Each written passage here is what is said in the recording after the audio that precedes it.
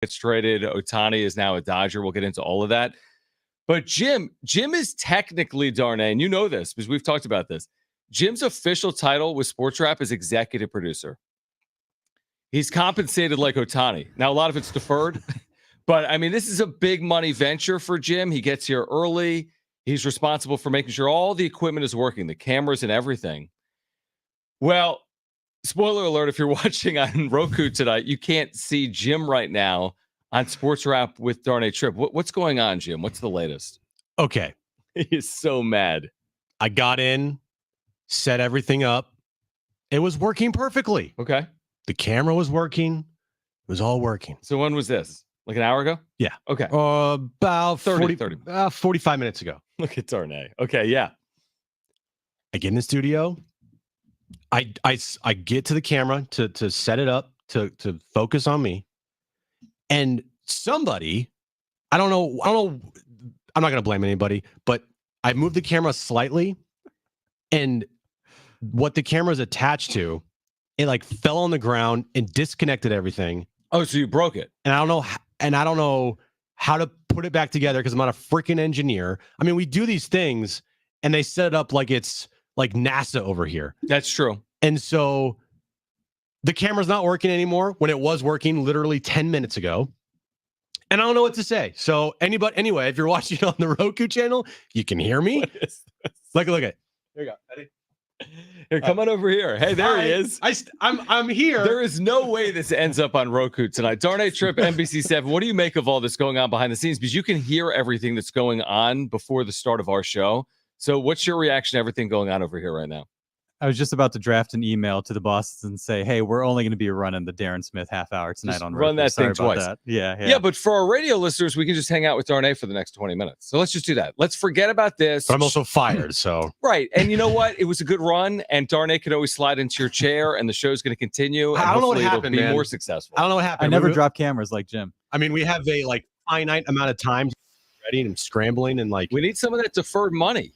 We do. For cameras. Okay, here's the latest. Everyone knows it. Obviously, Ohtani to the Dodgers, surprise. We talked about Friday. It was an inevitability. It happens. And you see here $700 million. Say, wow, that's really going to impact our ability to spend long term. Or will it, as what's being reported now at this hour by ESPN and The Athletic, is that $68 million per year of Shohei Ohtani's contract, 68 of the 70 is deferred, giving the Dodgers more payroll flexibility for the next 10 years. He will be paid $2 million per year to give the Dodgers flexibility. The CBT hit, right, that luxury tax hit, is $46 million, which is a big number, but it's not $70 million. So the Dodgers, who have all the advantages in the world, every single one of them, largest market in the country or top two, every advantage in the possible world, they get an additional advantage today. They're able to sign Shohei Ohtani and pay him $2 million a year for the next 10 years. So they have flexibility because they need it. Give me a break. That's a joke. You got mad yesterday about this. I didn't know about this. This deferment thing is a complete joke, and it's going to be changing the way the contracts are written for eternity until someone deals with it. Can we go back in time and defer like all of Manny Machado's contract and Fernando Tatis Jr.'s contract and Xander Bogaerts' contract? Because if that were the case, then I think Juan Soto would still be here right now. If you had a cap hit instead of $30 million a year for Manny and Tatis, and $26 million a year for Xander Bogaerts, and $20 million a year for Joe Musgrove, why couldn't we now have just like a $15 million cap hit for Manny and like a $12 million cap hit for Tatis and like maybe like another $12 million cap hit for Xander Bogaerts? If that were the case, I mean, look, we're going to get into it about the whole notion that oh, this is good for baseball from a lot of national reporters out there. This right here, I'm sorry, you can't tell me this is good for baseball when a team that is just flowing with money, Brinks trucks galore, even without Shohei Ohtani, they were still going to make a boatload of money because they're the Dodgers. And now you give them even a better opportunity to win. I don't know, Darnay. To me, this whole thing feels shady. I don't know how any of the owners in baseball could approve this. Like, if Peter Seiler was still here, I mean, he'd be losing his freaking mind right now, I think. Like, this is an absolute joke for the sport to allow this to happen. And that's not just because it's the Dodgers. Like it's because, well, I guess it is partly because of the Dodgers, but at the same time, it just feels like this should not happen, and it's dirty. I'm just trying to wrap my head around it. I did see an interesting note from Bob Nightingale. Part of the benefit for Ohtani deferring $680 million is if he no longer lives in California, he's not subject to California state taxes, which we know to be fairly significant. And so this isn't going to make anybody feel any better about the situation. But part of, I guess, the motivation for having so much of the money on the back end is to do that.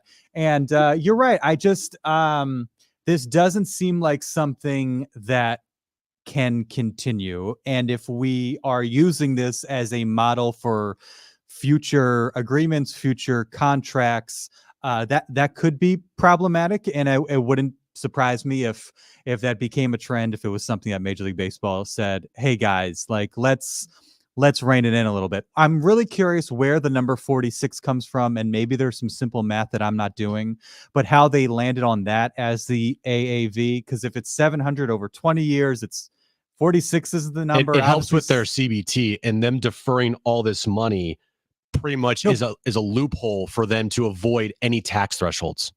No, I get it. I'm just how it ended up being 46. Yeah, I agree with you. You're right. This is simple math. To your point, the Machado deal, to Jim's point, 350 over 11 divided up. There's your AAV. Your average annual value was 350 divided by 11, whatever that number is.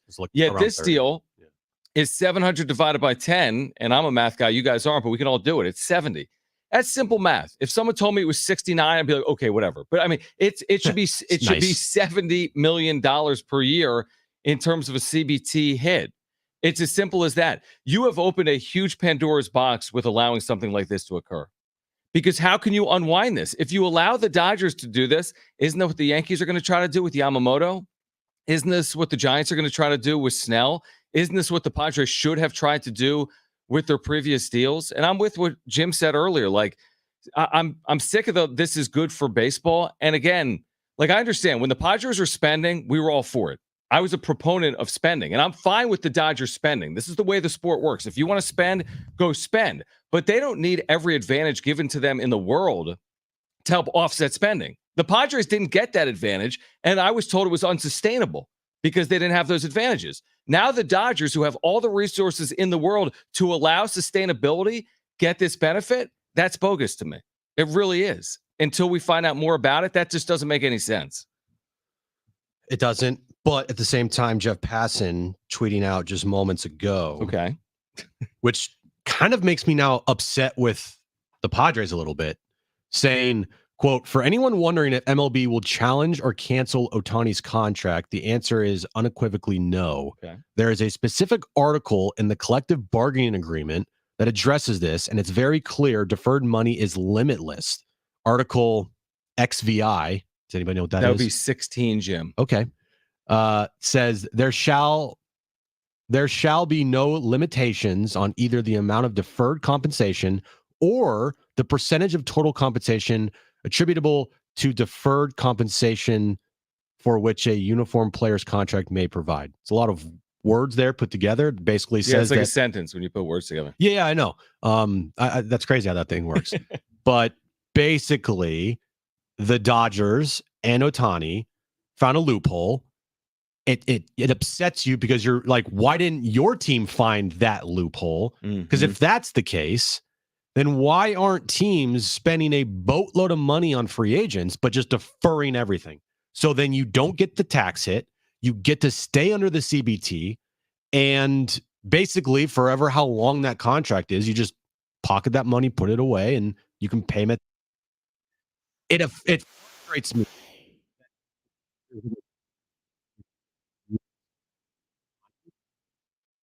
Because it's the Dodgers, and you're like, wait a second, why aren't other teams doing this? Because I feel like, Darnay, if the Padres did something like this, where they signed Manny and Bogarts and Joe and Darvish and all these players and deferred all this money to stay under the CBT, you don't think that other players or other teams around the sport would be calling this into question, and we get articles written up about how Like the Padres can't do this.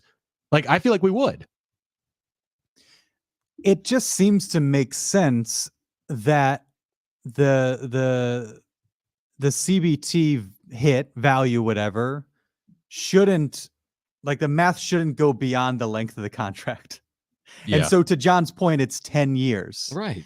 And maybe there's a little wiggle room. Maybe it's 12, or Right. I think if I'm not even getting into math, but if you sign for 10 years for this amount of money, isn't that the average annual value that he is a Los Angeles Dodger?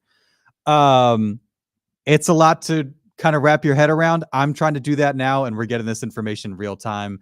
And so, yeah, it's confusing. But now if you're AJ Preller, do you say, hey, Blake Snell, you want to sign a 5-year deal with a bunch of it deferred? And so Absolutely. or to Michael Walker or Seth Lugo, like, hey, you're not going to get all of it up front, but you're going to get taken care of long term, and it's going to be done in such a way that it helps us stay within the threshold and stay at a sustainable number. This should be opened up. Yeah. I mean, this is a complete slippery slope, Pandora's box, whatever cliche you want to use.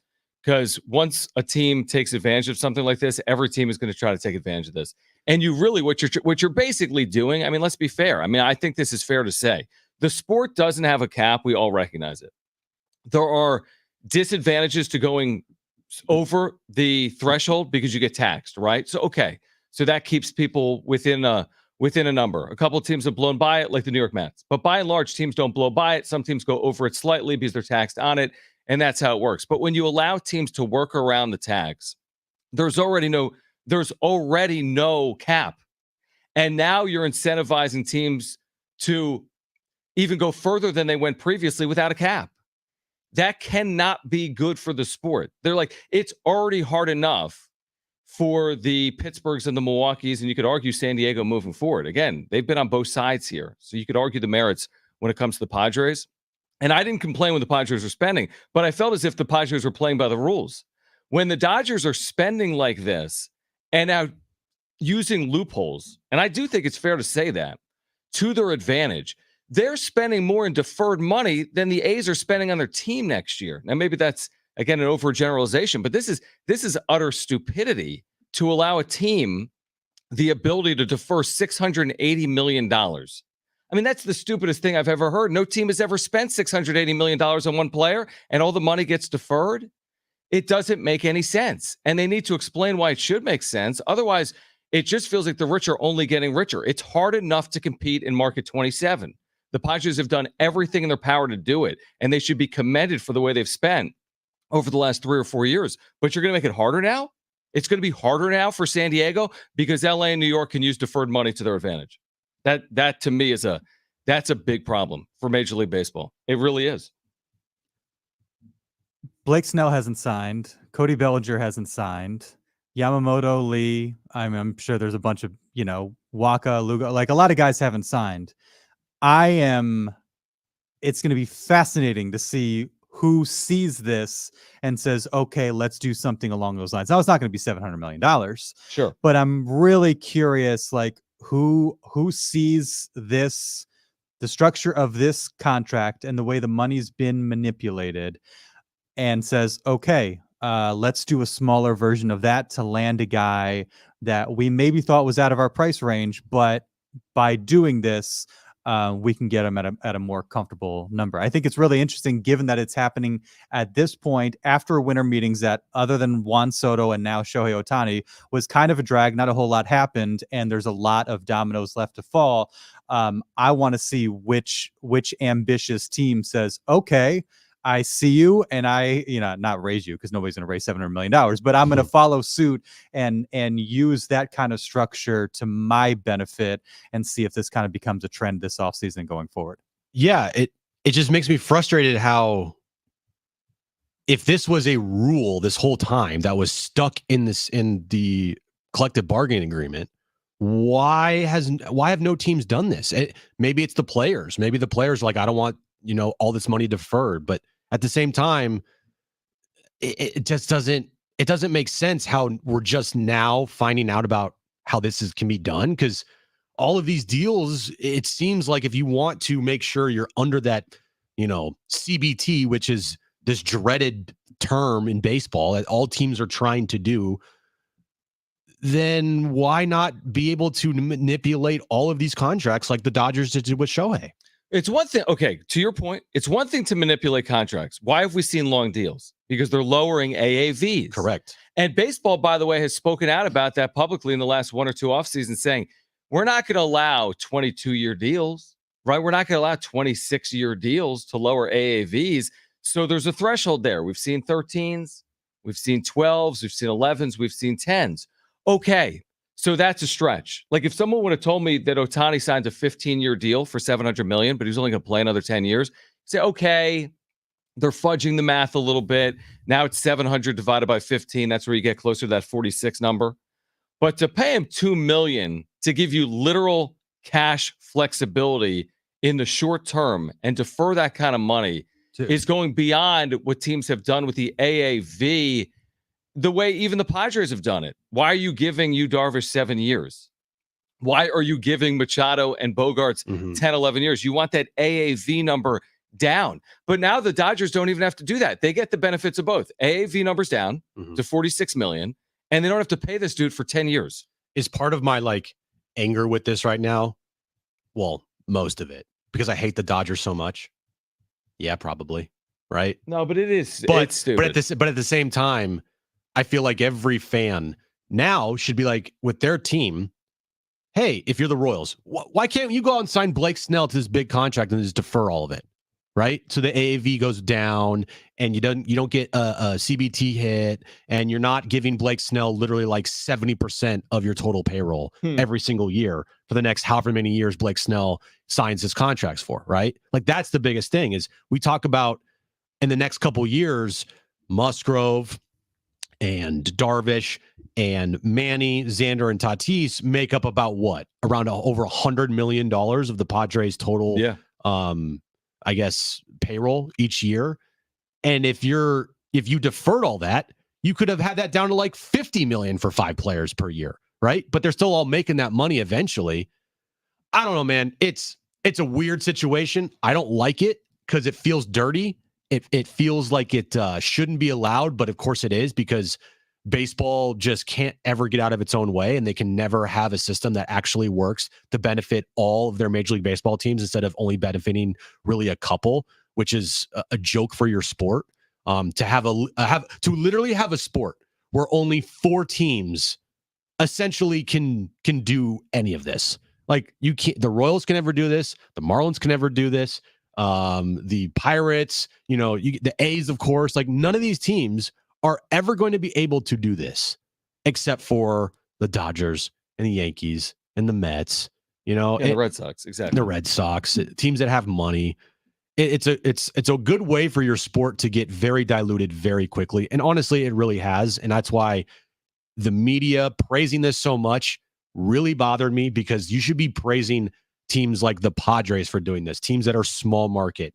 If they go out and sign big players, good. We want those teams to be elevated, not, suppressed down to the bottom half, because all we want to see is Dodgers and Yankees and Mets teams in the playoffs.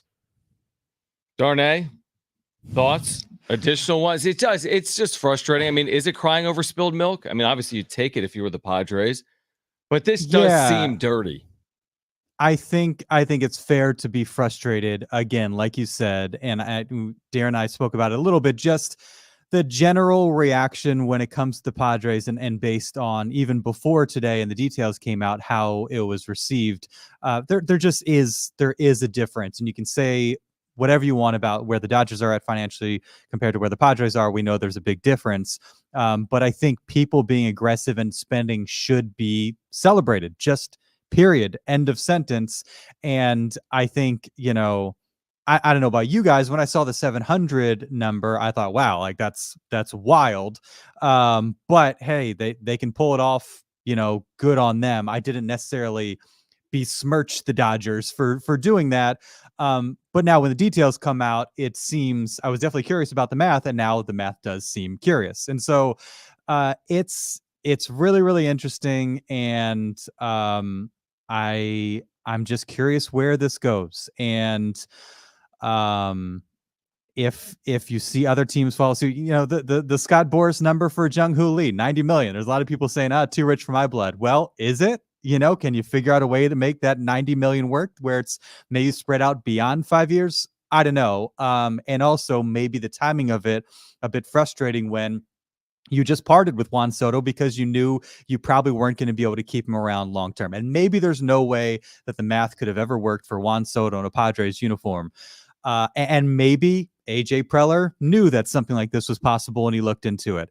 But if not, and if this is really kind of a groundbreaking deal and opening people's eyes to how they can kind of make the math benefit them, then if you're the Padres, would you want to rewind a week or so and maybe keep Juan Soto around and try and manipulate things in such a way that he's able to stay here long term on a more palatable number? I don't know. Maybe there's no way that it would work, but that's where it makes me a little bit curious about that outcome. It also feels like this, that like it's the players that are the best in the sport that have more of the opportunities to defer money. I mean, players on rookie deals or first time free agents aren't interested in deferring money. Of course, Juan Soto could defer money.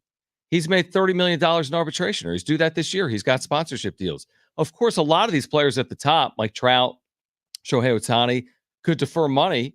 So it only benefits those in large markets that are willing to that want to take on these players and have the resources to do it.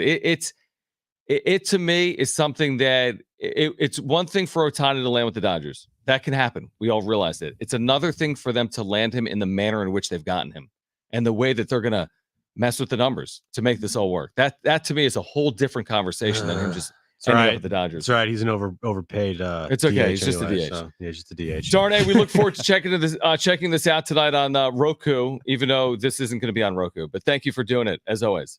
Hey, great to see you, Jim. Oh, yeah, exactly. All right, on the other side, My more fault. of your reaction to Shohei Ohtani to the Dodgers and this deferred payment of $680 million. Plus, Daren Hagen, San Diego State's new running backs coach, will join us coming up at 4 p.m. Chelsea Janes, Washington Post, national baseball reporter, is on the show coming up at 5 p.m. Stay with us on Jon and Jim.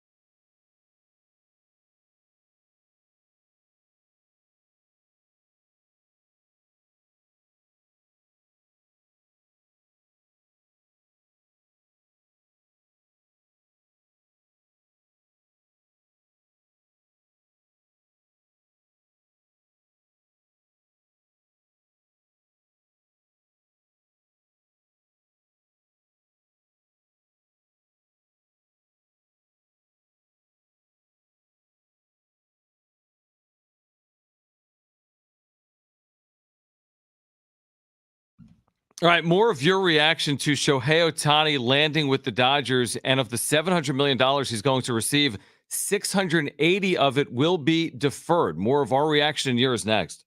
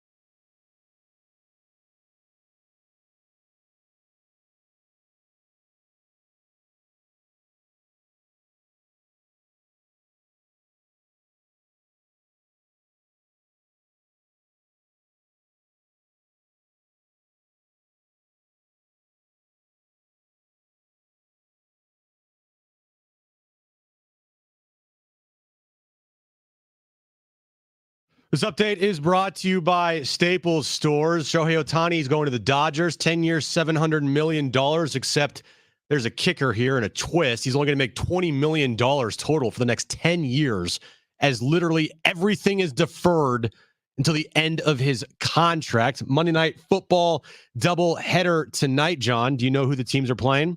We said Giants Packers was one game. We said Dolphins against Titans. Yeah, I was going to say someone not overly exciting. Yeah, doubleheader tonight. Weird how it's a doubleheader. No, not even games are at the same time, right? Very weird, though. Yeah, super weird. Very weird. And the Aztecs won over the weekend on a last-second shot by Micah Parrish. They are now 8-2 on the year, and this update is brought to you by Staples. So Kyle Higashioka, Higgy, as Jim's been calling him, is making more next year than Shohei Ohtani. And there's a zillion examples of it. He's owed like $2.13 million. Or whatever the number is. He's owed over $2 million. This is a problem. And it sounds like, because we're in San Diego and this has to do with the Dodgers, we're crying over spilled milk. I made the argument last night on the wrap-up show that I understand the Dodgers landing Shohei Ohtani. Padres spent a lot. It doesn't guarantee winning. I think it makes it easier to win. It doesn't guarantee winning. Padres are spent. I'm all for it. Dodgers are able to spend. Yankees are able to spend. We understand that. But it's one thing to allow spending. It's another thing to allow spending, to allow them to spend more, which is what this deal is. This is the deal that puts them in position to go sign a Yamamoto or a Snell or a whomever, Jung-Hoo Lee. And by the way, don't think that after this deal gets approved by Major League Baseball, other teams or the Dodgers themselves aren't thinking, if we did it with him, we'll do it with Yamamoto. So I've had a little more time to think about it, as in like 5 minutes. Okay. My mind is immediately going to the Padres and thinking to myself, so if you can literally defer all of this money, Soto could still be here then, in my mind. Like, yes, like if I'm, and I'm not good at math and I'm not good at the CBT and all these numbers, because to me, I like to talk about the games, not about the boring CBT stuff. Oh, I love CBT talk. But if this is the case, If you can sign a guy to a $500 million contract and defer $480 million of it, right? Mm-hmm. Yeah, that's right. Then how is Juan Soto? How could the Padres not just have re-signed Juan Soto? How could these teams not do this? Is it because the Padres literally don't think they're going to have $480 million in the next 10 years to give? Yeah, but who even cares? I know. Because who's even running the team then? By the way, this whole it was, Otani will defer the money. All these players, and would Machado do the same thing? Would Tatis do the same? I mean, if it benefited the organization, players that have made hundreds of millions of dollars, Machado specifically, why wouldn't Manny Machado, if offered that opportunity, to take a majority of the 350 later to put the Padres in a better position? He's got unlimited resources. Does he need the 350 now as opposed to later? So then now my shift is hey, Manny, bro, what the hell, man? Yeah, but did anyone even really consider this? I don't know. The Trevor Rosenthal deal. Did you mention that in the first segment? Oh, no, but I thought of it. So Trevor Rosenthal, former closer of the Padres, got the $10 million from the A's, which was $1 million for 10 years. Yeah. And it was deferred, and people laughed at it. And it was one deal, one $10 million contract. And nobody thought much of it. But did that kind of pave the way? Have the A's in their spending and how they've used money? Yeah. Have they, paved the way? Now, because this isn't the first deal with deferred money, is my point. Yeah. Now here's the also thinking part too. If you deferred Manny's and Xander's contract, then you're paying $1 billion in 10 years to two players. Yeah, but who cares? You know what I mean? That's always our theory on it. Are you thinking about 2034 payments coming due? This is Brent's credit card. It's like if you got a 20,000 limit, you can max it out and you just pay the minimum. And at some point, you're going to have to worry about it, but not now. And that's what the Dodgers are doing today. So why can't other teams do that? And the Padres literally have had to move hell and earth to make this payroll work. They just moved the top 5 hitter in the game to make this payroll work. And they didn't have to because they could have paid him $2 million a year for the next 10 years and figured it out later. So this is from, who is this? So Darnay liked it from a guy named. Thank you, Darnay, for producing. Yeah. Guy from Sports Info Journal.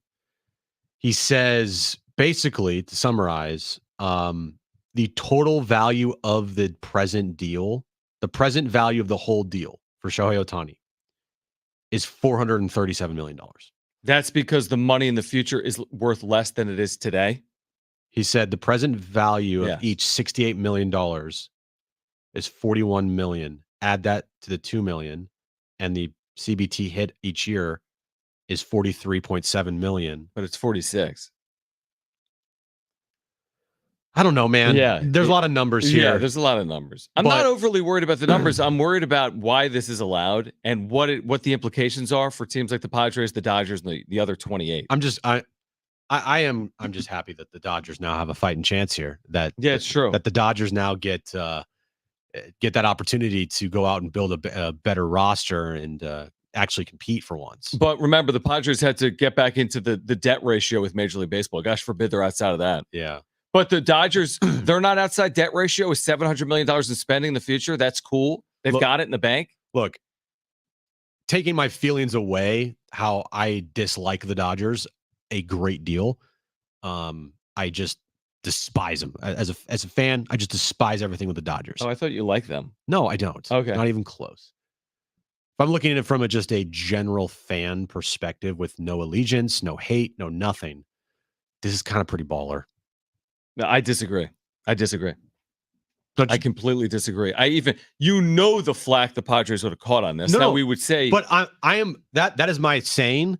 If I had no allegiance anywhere, no, I still disagree because I don't think it's good for the sport. Which is though everyone always makes that argument about baseball. This isn't good for the sport. No cap. It's hard to win. This is making it harder to win, isn't it?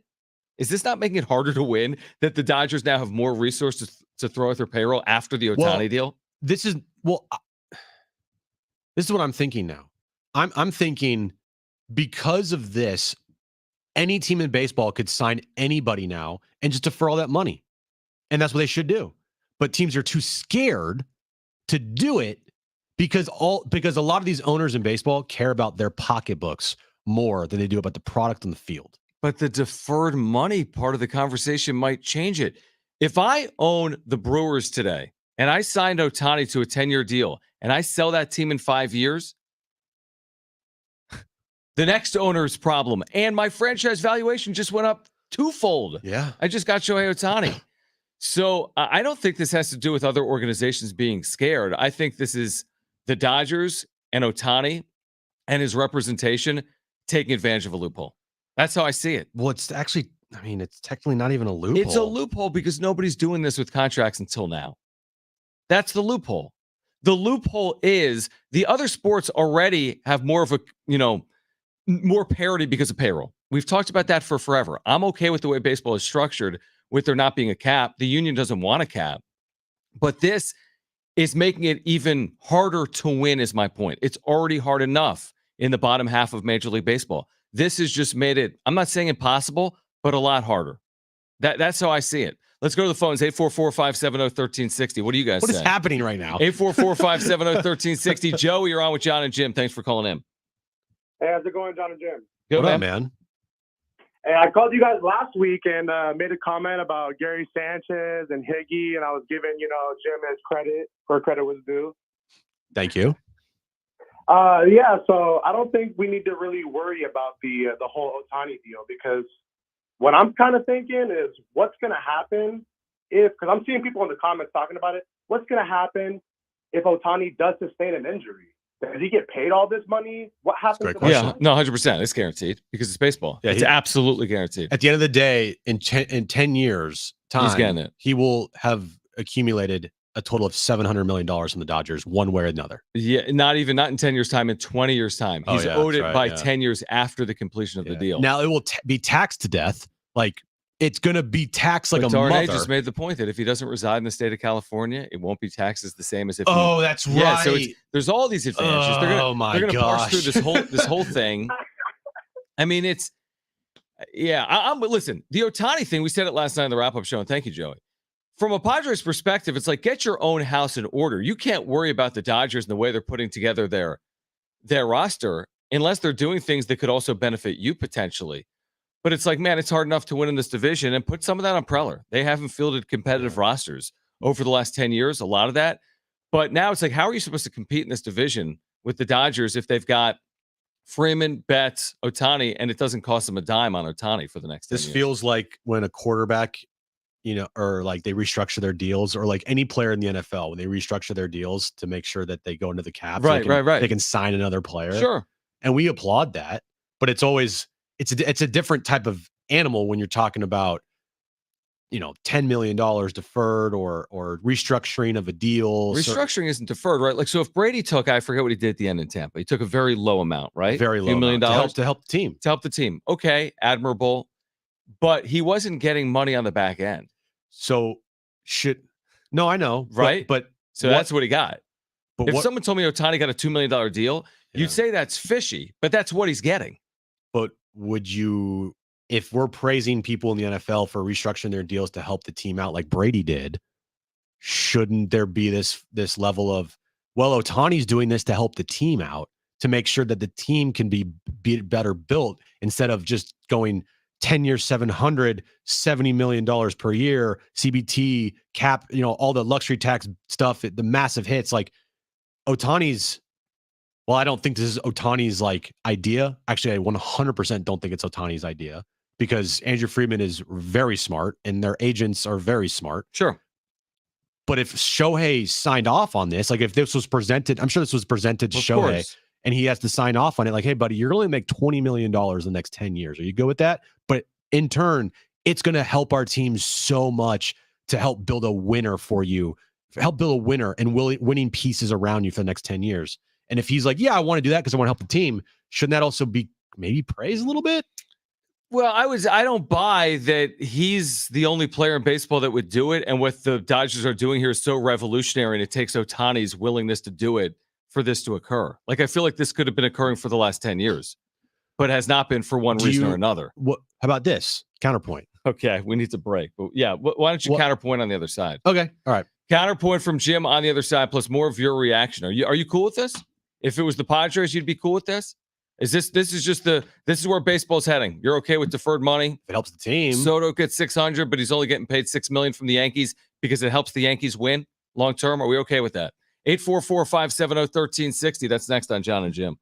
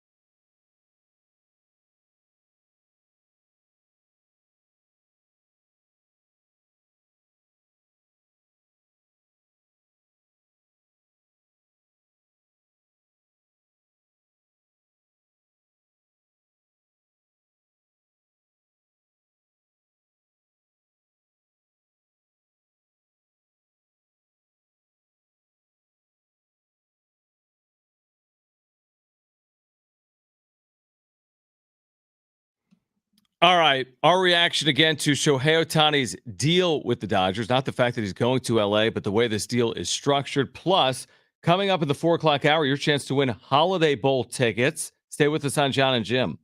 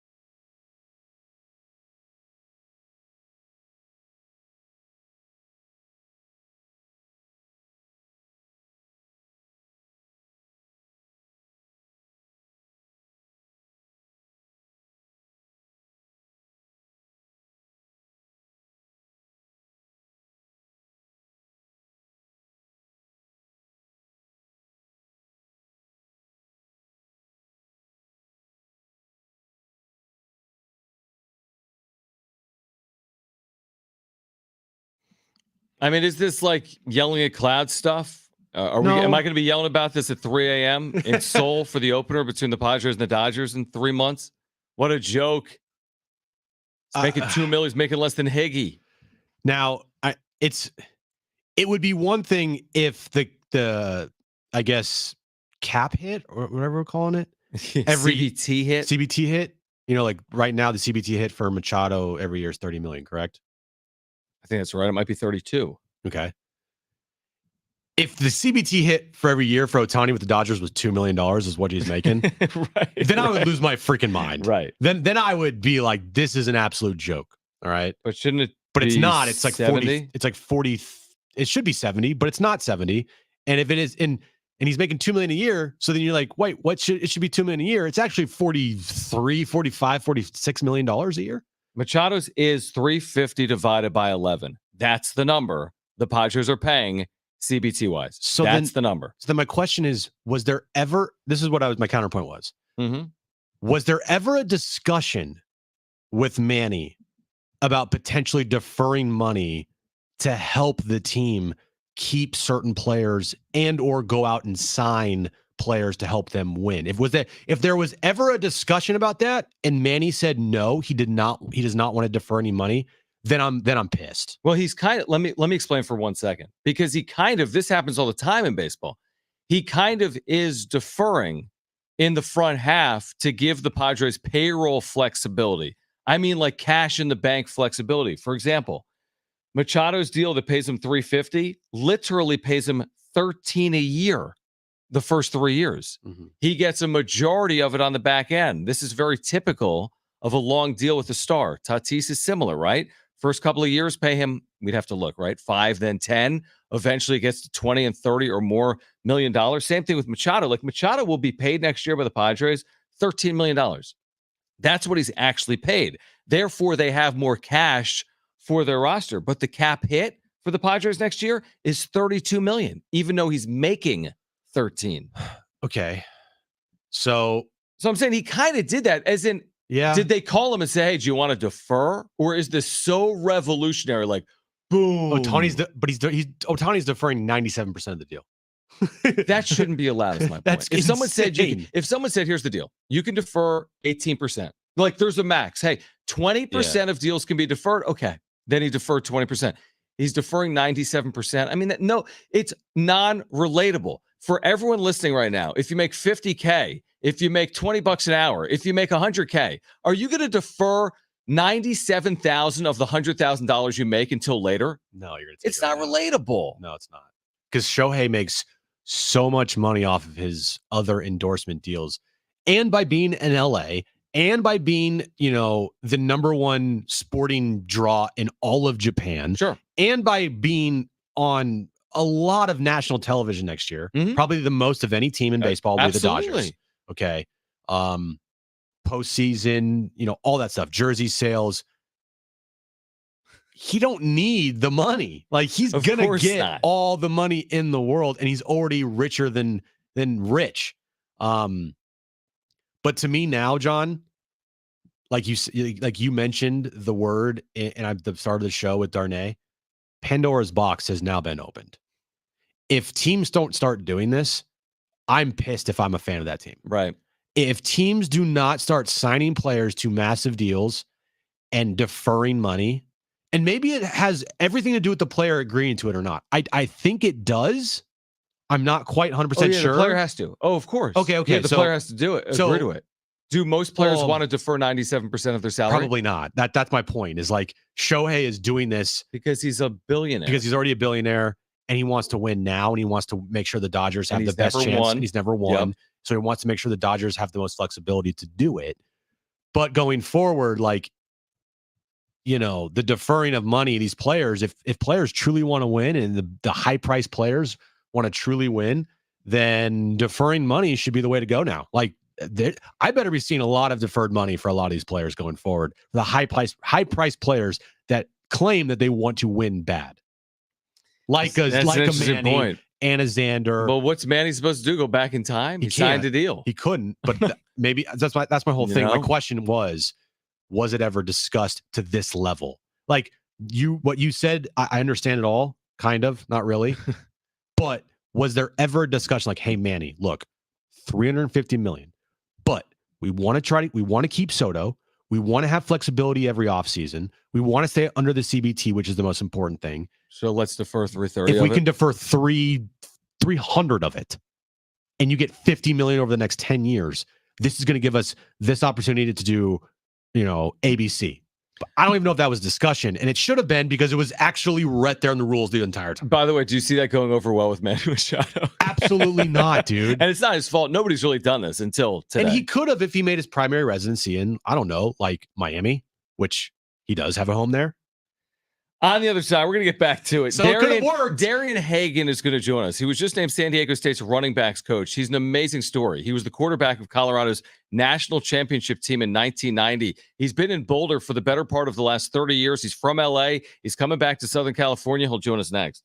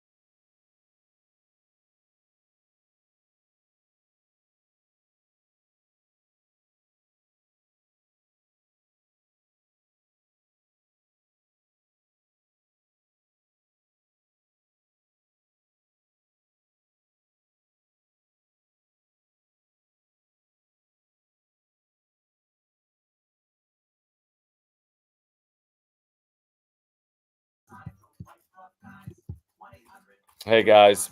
Hold on. All right. I forgot to get to the super chat earlier. Guys, if you're here, subscribe. We really appreciate it. We do this weekdays, 3 to 6 p.m. Pacific. If you are here, if you're a baseball fan, San Diego sports fan, please subscribe. Aztec fan, we've got it for you. Thank you, Nick93, for a super chat earlier. We missed this earlier. He says Dodger fan here, and we appreciate your support. If you want to support the super, we get to all of them. You guys. We get to all of them, by the way, at our breaks. If you want to contribute with the super chat, click the $ below the chat box. He says Dodger fan here. Love Ohtani taking less money now. It doesn't sound fair, but this is the fault of everyone that made fun of us choking. You're saying that the Dodgers were put in this spot like they have to do literally everything imaginable because they haven't won at a high level, other than winning at a high level in the regular season, but it hasn't paid off in the postseason. So they need to do things unconventionally to try to accomplish their goals.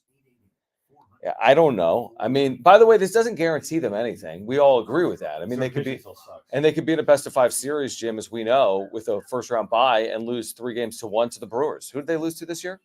The Diamondbacks. And they lost in 4 games to the Padres the year before. So it's not like Ohtani automatically fixes that. It's not like Blake Snell automatically fixes that. We all understand that. Listen, I was all for whomever signing Ohtani. That's fine. But the deferral thing is where it makes me a little bit, not a little bit, it kind of seems a little fishy. All right, we'll be back in a moment. Thanks, guys.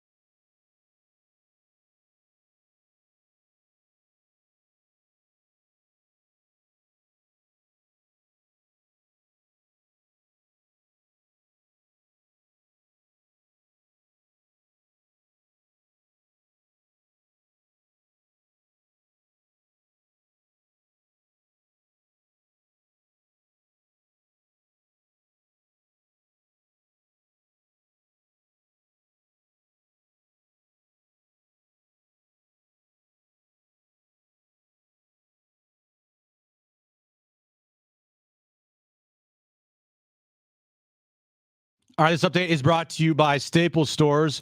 Ohtani and the Dodgers over the weekend signed a 10-year, $700 million contract. The kicker now is Ohtani will defer 97% of that deal, or $680 million. He'll be making $2 million from the Dodgers for the next 10 seasons. Point Loma women's soccer over the weekend won the national championship in soccer. Congrats to them. And San Diego State survived UC Irvine over the weekend on a game winner by Micah Parrish. And the Padres Dodgers opener in Seoul, Korea this upcoming season for the 2024 year. The game, John, 3 a.m. Pacific time, starting the season off for 2024. And this update's been brought to you by Staples.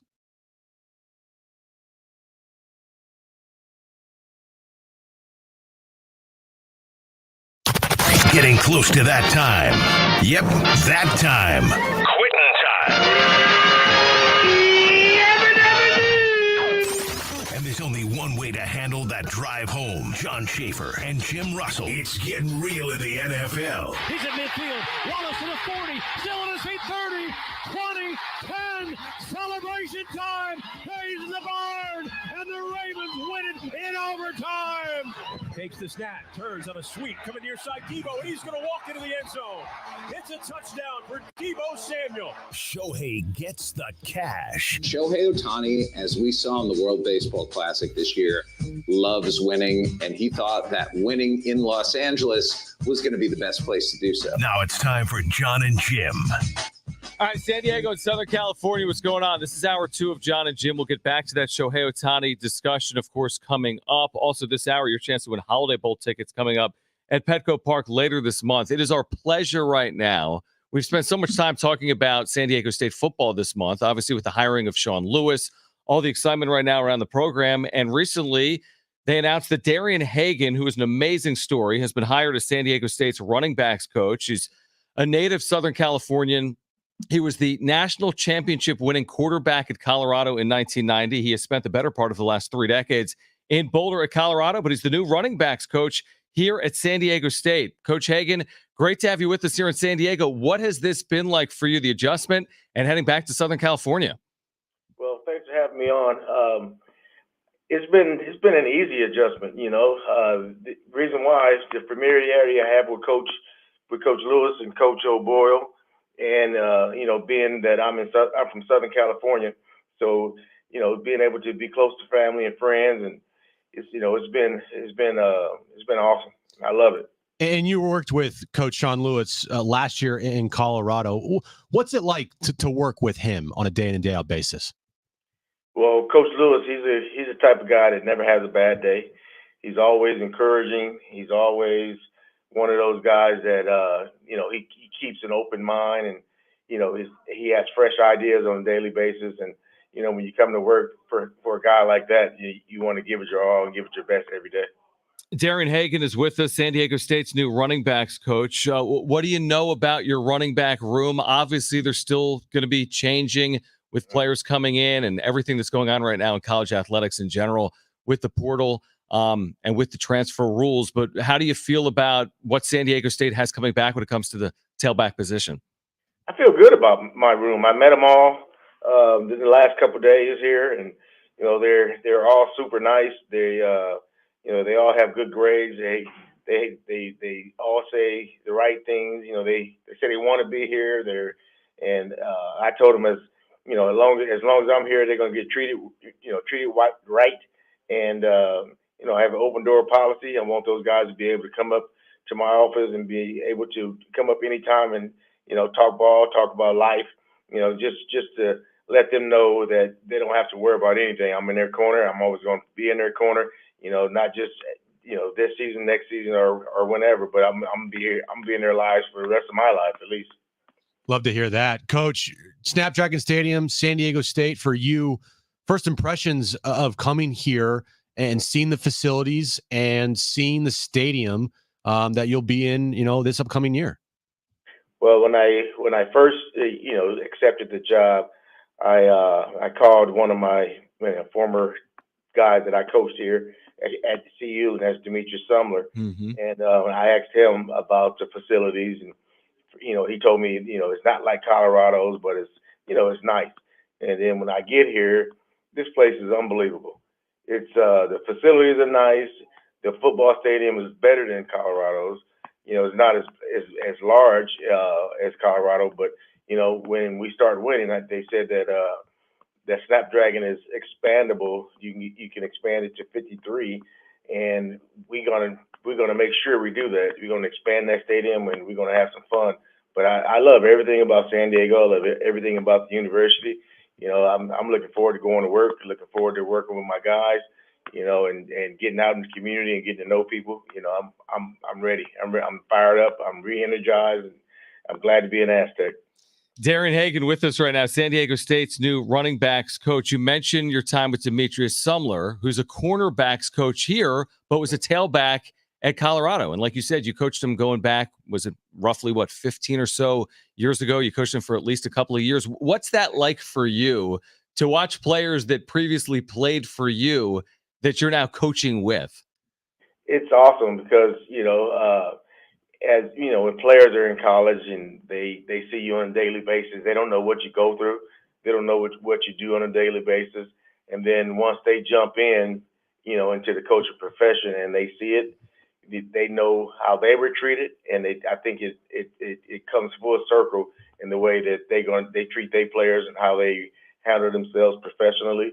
And being around Demetrius and watching him in the days that I've been here, I love his professionalism.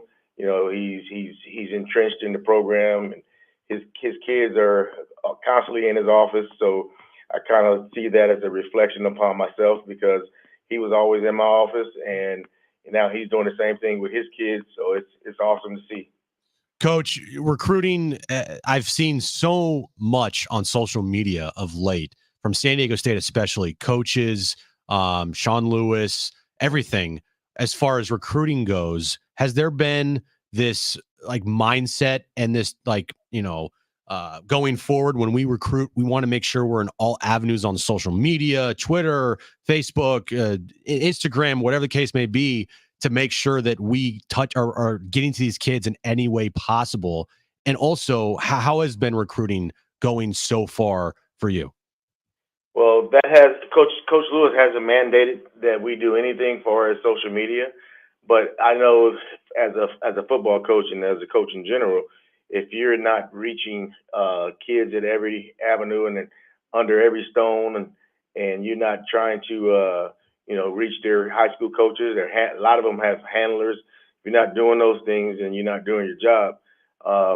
It's when I wake up in the morning, the first thing I do is I want to get on Twitter, Facebook, and I want to post something about having a good day, or post something about San Diego State, And I love doing that. I love broadcasting what we're trying to accomplish here.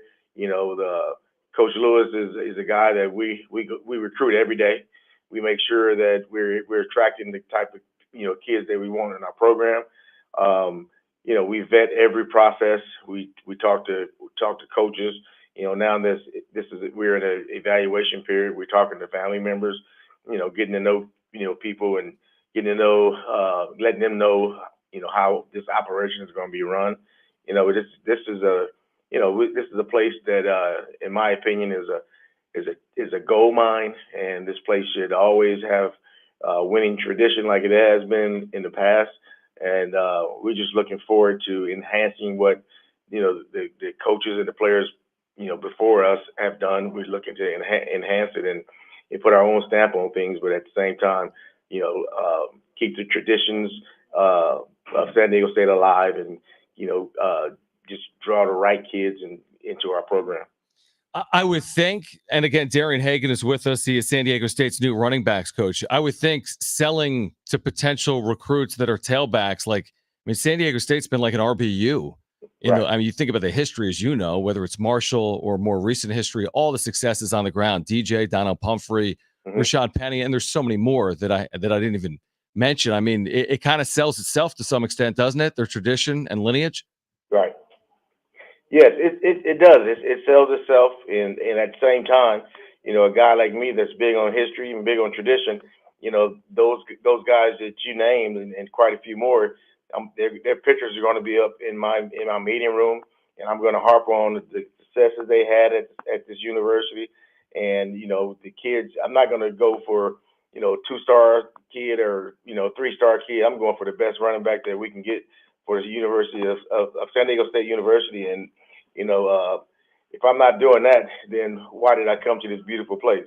The beaches, the attractions, and all those things sells itself, and the university as well. But, we got to get them here. We got to love them up. We got to, appreciate them and let them know that we're real people, and we're not just selling, a story. We're real, and we want to make sure that they understand that the coaches that we have in our program are coaches that believe in them, that's going to love them, that's going to treat them right, and going to treat them fair. Coach, before you go, I have a feeling, like you said, it's been an easy adjustment, but I have a feeling the color red is not. So you're longtime rivals, Nebraska. You've been in Boulder for 30 years. There's all the back and forth with realignment but through the years, it's Nebraska and Colorado. One of the most famous plays in Colorado history, correct me if I'm wrong, is your pitch against Nebraska. You're talking about Colorado and Nebraska. Well, San Diego State's red. Nebraska is too. Are you wearing red, or are you wearing black, or what's that process been like? Well, when I first took the job, they send out this questionnaire, and it asks you your sizes, your shoe size, your clothes size, and everything. And the first thing I told them, we're a size 10. I'm an extra large. I said, but I want to be like Al Davis. Just put me in black, baby. Love it. At some point, you might have to put some of the red on, probably. A little red's okay. A little red's okay, but I understand. A man's got a color choice, right? You win a national championship and you play in the your rivals Nebraska, and all the successes you had as a quarterback with the national championship in '89 and '90, complete, and then your time obviously as a coach. We get it. Daren, welcome to the Mesa. Congratulations on this opportunity. We're so excited for 2024 and beyond, and thank you for doing it today in San Diego. No, thank you for having me, and looking forward to having plenty more time and the opportunity to speak with you guys. And all I want to say is go Aztecs. All right, Daren Hagen, Coach. Thank you, Coach. We're looking forward to having you here in San Diego with the Aztecs. Pretty cool. I just him alone, the things that he's accomplished in the game in college, dude. It is definitely something. If you're a kid, right, when you go to a recruiting pitch and you just you say, "Hey, this is me," right? The coach, like him, it's like, dude. It's pretty easy to sell. How about this? The only national championship in Colorado history he was the quarterback on in his career in the Big 8, before it was the Big 12, the Big 8. He was 20-0-1 in conference games. Look back at some of his highlights as a quarterback at Colorado. Yeah. He was unbelievable, obviously, based on the fact that he won a national championship at Colorado. I think one thing in there that really stood out to me, And it stood out. It has stood out to you. It stood out to a lot of Aztecs fans. This social media, like, Oh, they've been so active. What they're doing on social media has been incredible, honestly. Because, I mean, frankly, to be honest, like, I don't remember in the last 10 years that I've been here in San Diego. I've been here for longer than that. I've actually been here for almost 13. Mm-hmm. But in the 13 years that I've been here, and then the 10 years that I've been in the radio business covering sports here in this town, I can't remember a social media push from San Diego State football like I've seen in the last couple of weeks. It's been incredible. I think the last couple of weeks, to your point, is almost unprecedented. Probably now. Mhm. Now I do. I mean, I do follow pretty closely, and there is a level of activity. But to see it from all coaches every day, Yeah. and the graphic work that they're doing right now Yeah. on campus, I mean, they're doing some incredible work. The Yeah. official visit weekend this past weekend at Snapdragon Stadium, we They haven't hype even videos. discussed Yeah. with videos, but also the fact that they had all these sports cars on campus at Snapdragon, which What? is what other teams are doing. Colorado just did that Alabama, last you year. didn't see that? Yeah, no, he did say it. I did. He did say it. Yeah. Yeah. Alabama, Nick Saban was showing off his cars to a potential recruit this weekend. It's the way in which business is being conducted. So why not do it like the other school? I mean, why not? Yeah. If you're an 18-year-old kid, all you're on all day is Twitter, TikTok, Instagram. Absolutely. If you're not hitting those places hard every single day, then you're missing out. Then you're missing out. Yeah. And so I think hearing, Coach there talk about the directive from Sean Lewis to be. I think he said there isn't a directive, but when he wakes up, he wants to do it. Okay, I thought that's what he said. We could listen back. I think he was saying there's not a directive, but I want to be in those touch points where I can reach potential players. Because my thinking was seeing all of this social interaction on, online was a directive from Coach Sean Lewis saying, like, look, I want everybody to be as active as possible on social media. Sure. Because for when I send you out to go recruit a kid, I want them to know who you are before they even talk to you. Right. And I think all the coaches buying into that and seeing, Sean Lewis be at the forefront of that. I mean, he tweets every single day. I mean, the guy tweets more than me. It's crazy. No, I don't know about more than you. Sure about that? You tweet a lot. Who tweets more than you? You saying Sean Lewis? Yeah. Oh, I don't think so. Maybe. How many times has he tweeted in the last 24 hours? Or even 48? You look that up. While you do that, should we take a call or no? I got it right here. Okay. All right. All right. So I think he does some reposting in there. He does a lot of reposting. He reposts from a lot of recruits this past weekend here. Sure. He tweeted out, "Today is a good day," with a bunch of palm tree emojis. Hashtag the time is now with a spear. Yep. And then hashtag be the alpha with like a boar. And then more palm tree emojis. And then he retweets a lot. Yeah, he retweets a lot. But you tweet a lot. Yeah, it's true. You could have a competition. But about every single day, he's tweeting out some type of like, today's better than the last day. Like, be better today, be great today. By the way, would I use social it. media the same way if I didn't do this job? You know what I mean? It's kind of the job to be out there. It is. And to communicate. What do we do every single day, John? Talk. Well, besides that. Want to punch each other. Besides that. Talk about movies I've never seen. Besides that. What? We tweet out on all of our social platforms. Links, videos. Like, hey, here's the show rundown today. Yep. Hey, here's a video of what we talked about, a little snippet. If you want to listen to more, let's click here. TikTok, Instagram. We do that so we can try to reach as many people as possible. We don't just talk on the radio anymore. That's not the business. For us, it's talk on the radio, reach people through their speakers, reach people through the iHeartRadio app, people on YouTube, people on Instagram, TikTok, Twitter. Like, that's what Sean Lewis is doing here is, okay, we need to reach everybody through every single avenue because that's the way of the world now. There's 50 to 60 types of things that kids these days could be on. And you got to be in like a good portion of that to reach them. And that's what if you're a content creator, that's what you got to do. If you're recruiting, that's what you got to do. Yeah, you can't defer your content like Shohei Ohtani deferred this money in this deal. Let's get back to Ohtani because people want to weigh in. Defer it all, baby. There's been a lot of very patient listeners. If you want to weigh in, what are your thoughts on this deal? Not just that he goes to the Dodgers. Okay, he was going to go somewhere. But the way the deal is structured, where it's a $700 million deal, and he's only earning $20 million of it over the next 10 years, and $680 million of it, is deferred. 844-570-1360 if you want to weigh in. 844-570-1360. Ruben, you're on line 1. You're on with Jon and Jim. Thanks for calling. Yeah, hi.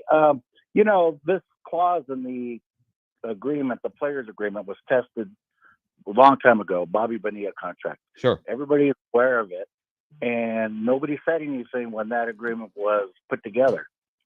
So there shouldn't be anything new about Ohtani's contract. It's been around for a long time, this sort of deal, deferred money. Yeah, but to your point, Ruben, though, stay where you are. I mean, can you compare Bonilla's 2 or 3 year deal with the Mets where he made 4 or 5 a year and then was owed it for another 15 years or whatever it was? $1 million a year for is that even comparable? 1 million owed for a period of time as opposed to 680 million? The numbers are different, but the principle. Right. Okay. Thank you, Ruben. Is identical. Thanks, Ruben. Appreciate the call, man. Yeah. I think why it's such a shock and why people are initially, and to be honest with you, like, we started our show today and that was the very first thing. Didn't have any time to digest it at all. Right. So yeah, I'm like, what the hell, man? Mm-hmm. I mean, your initial reaction, I think, should be like shock. If you're not a Dodger fan, then your initial reaction is, what are you talking about? Right. And then the more you think about it, at least for me, I hate to give them any credit, but it is kind of a baller move.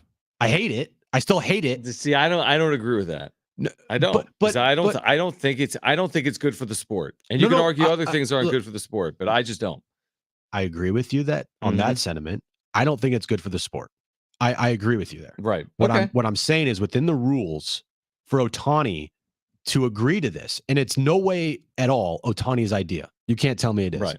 But for him, ultimately, he was going to have to sign off on this. That's what I mean. Yeah. For him to be presented this idea and for him to sign off on it and say, okay, that is where the baller move for me comes into play. Do I think it's good for the sport? No, I don't. To have a guy for this amount of much money go to a team that has endless amounts of money to defer this much of it, I don't think that's good for the sport. But if you can do it, you're saying, well, they did it. Can do it. Yeah. And he did it, and he signed off on it, and he's given the Dodgers the best chance to win.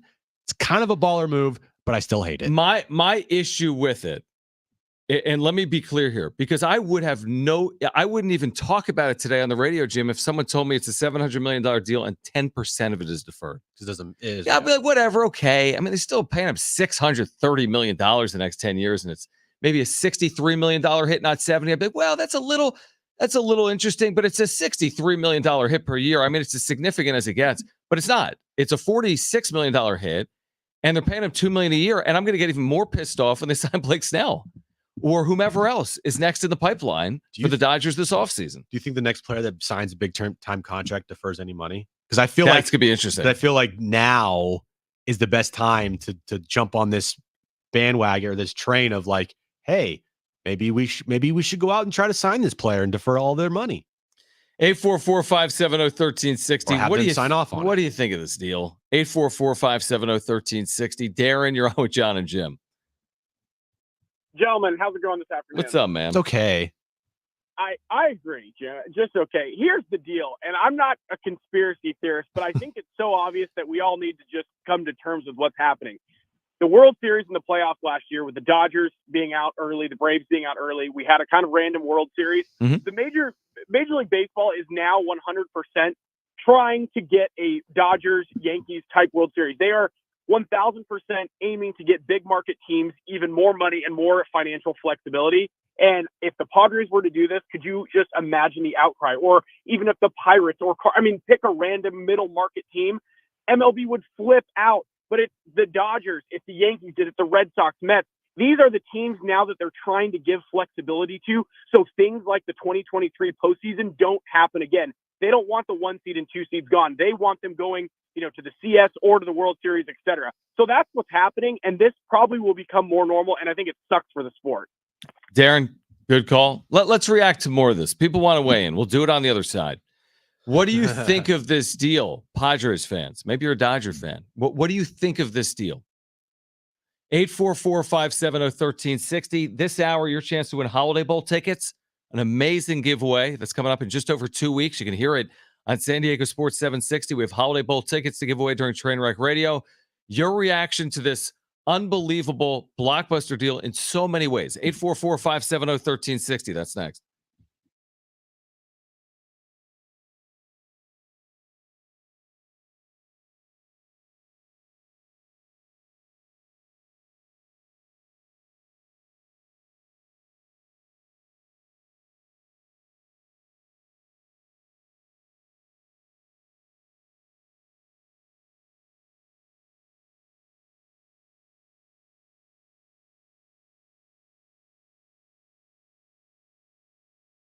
Hey guys, it's Schaefer. We've been telling you for weeks and weeks, if not months and months, about our friends over at Windmill Farms. Trevor and his family, they've been in the grocery business locally here in San Diego for over 20 years, serving San Diegans and supporting local businesses in San Diego like Harris Ranch and Mr. G Salsa. There is not a better, more affordable spot for lunch than Windmill Farms. There just isn't, because you pick up a sandwich card, you get your 8th sandwich for free. They've got this incredible selection of sandwiches. It's incredible. And they've got high quality ingredients, and they keep their prices incredibly low. They take so much pride in that. So you've got a busy work week, swing by Windmill Farms, pick up a sandwich from their deli. In addition to that, get ready for whatever you're doing this weekend over at Windmill Farms. They've got you covered with organic farm fresh produce and meats. Their amazing craft beer selection and kombucha. The deli I just told you about, they're centrally located right in the college area, across the freeway from Montezuma Mesa. Family owned, serving San Diegans for over 20 years. And here's the thing, if you don't live in the college area, no problem. You can find Windmill Farms. They're on Instacart. Have your groceries delivered directly to your doorstep. Is there anything easier or better than that? Plus, they have weekly specials, so you should be checking them out at windmillfarmsmarket.com. That's windmillfarmsmarket.com. And again, shop local, shop at Windmill Farms.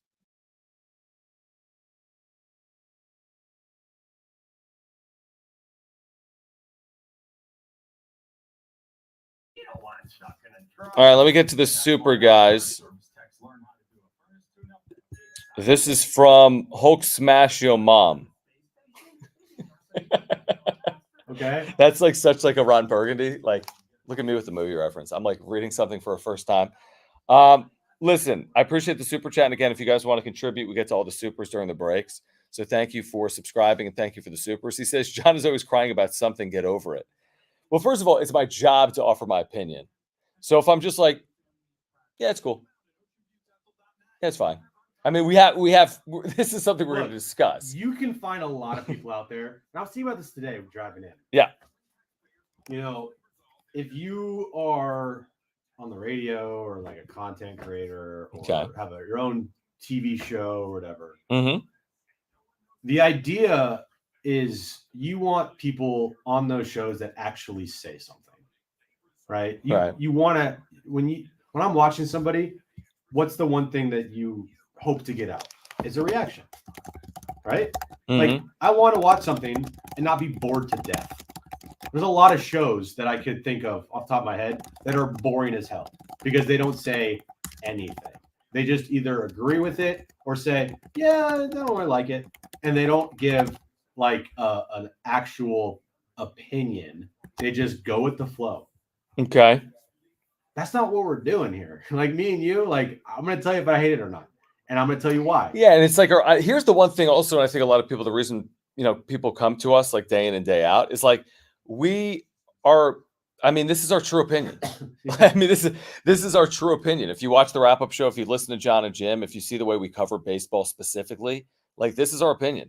Like there's no bias here. This is our true actual opinion. Well, there's a bias that I don't like the Dodgers. But but I'm saying that's fine. And everyone's got a bias. If you're a Dodger fan, you don't like the Giants or the Padres. If you're a Padres fan, you don't like the Dodgers. But my point is, like, even from a Padres perspective, we'll tell you when we think the Padres, we're critical of the Padres, is my point. And there's times I'm critical of the Dodgers. In this example, I don't like this for baseball, and I don't think it's reasonable or fair. But thank you to every single Dodger fan watching us. We appreciate you for giving us views. Yes, absolutely. Hulk smash your mom. Thank you. All right, we'll be back in a moment.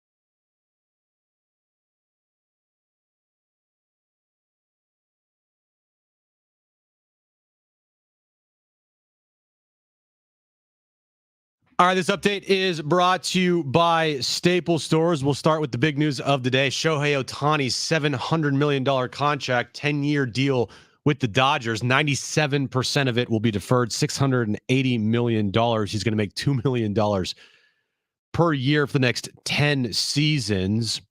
Point Loma women's soccer over the weekend won the national championship. Congratulations to them on the first national championship for women's soccer at Point Loma. San Diego State beat UC Irvine with game winner by Micah Parrish over the weekend. The Dodgers Padres opener in Seoul, Korea for the 2024 season. Both of those games, John, will be starting at 3 a.m. Pacific time. This update's been brought to you by Staples.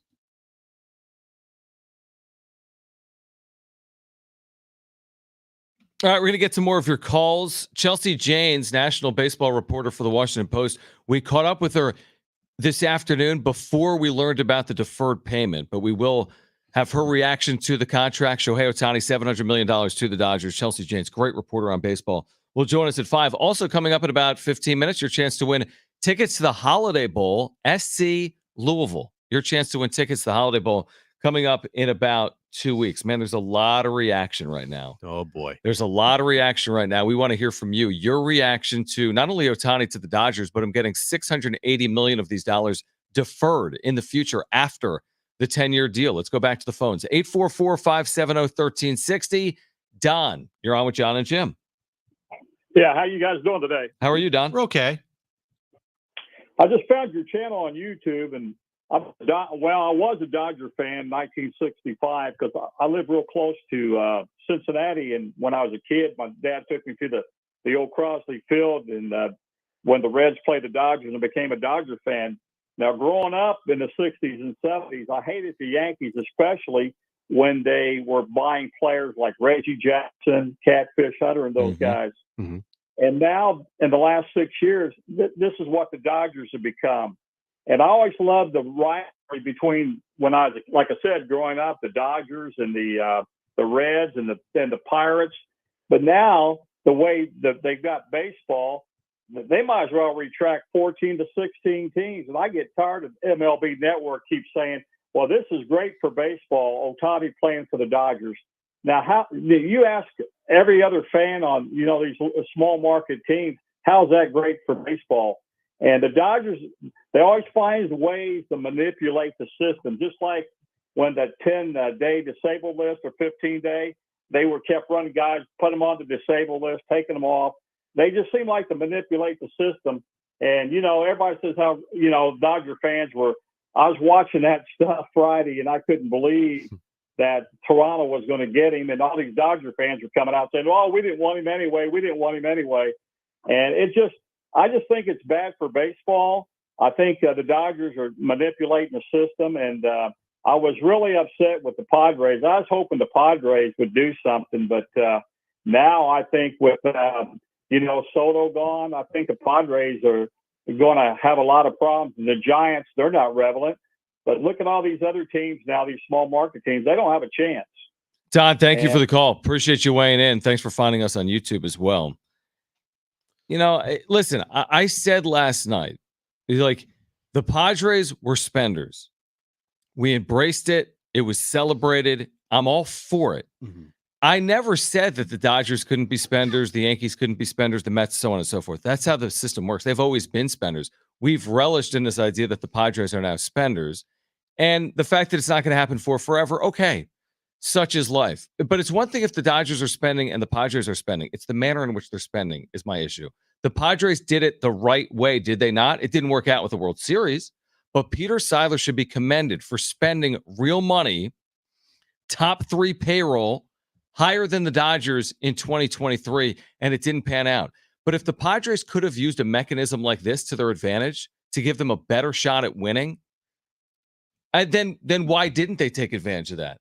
And now that the Dodgers are doing that, it just feels like they've got more inherent advantages than the Padres tried to do it, in my opinion, the right way.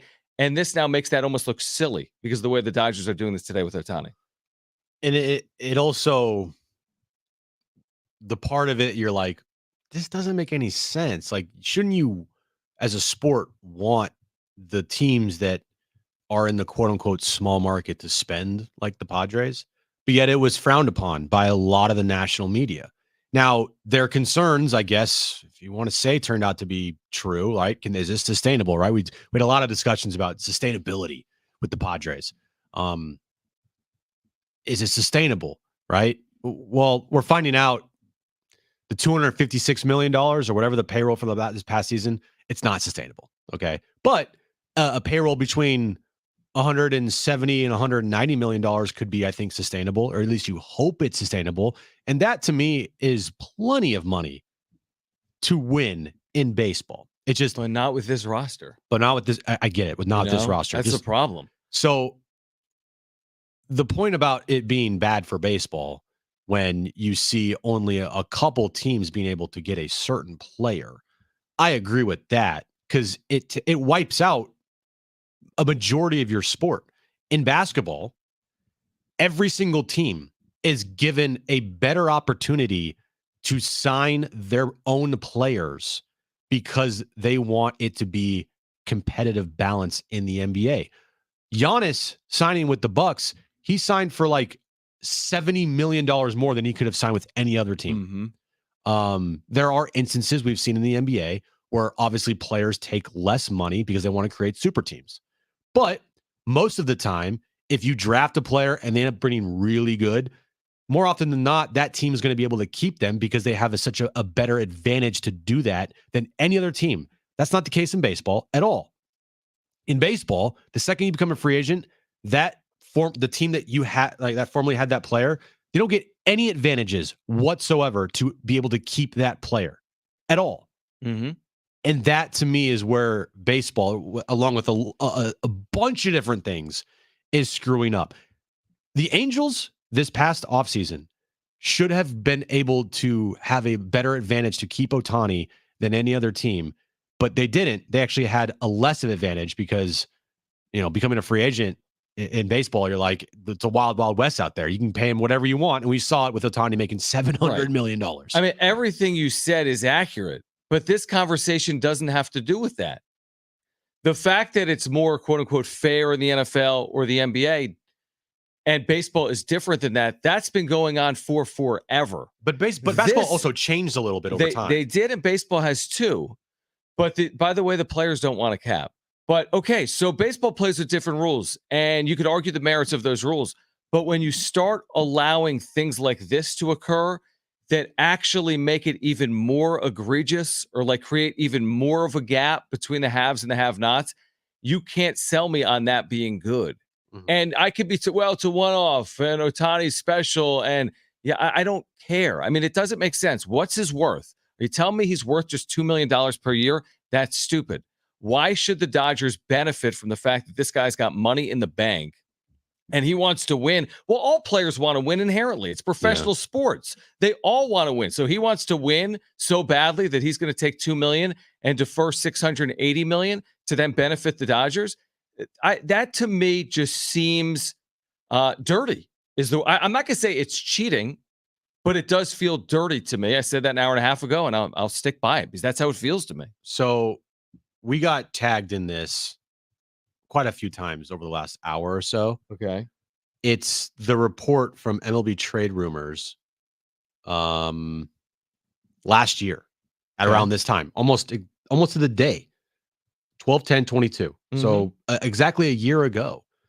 It was after the Padres signed Xander Bogaerts, and it was also after the reports that they were ready to offer Aaron Judge $400 million. Or maybe they did offer Judge $400 million. I don't really truly know there.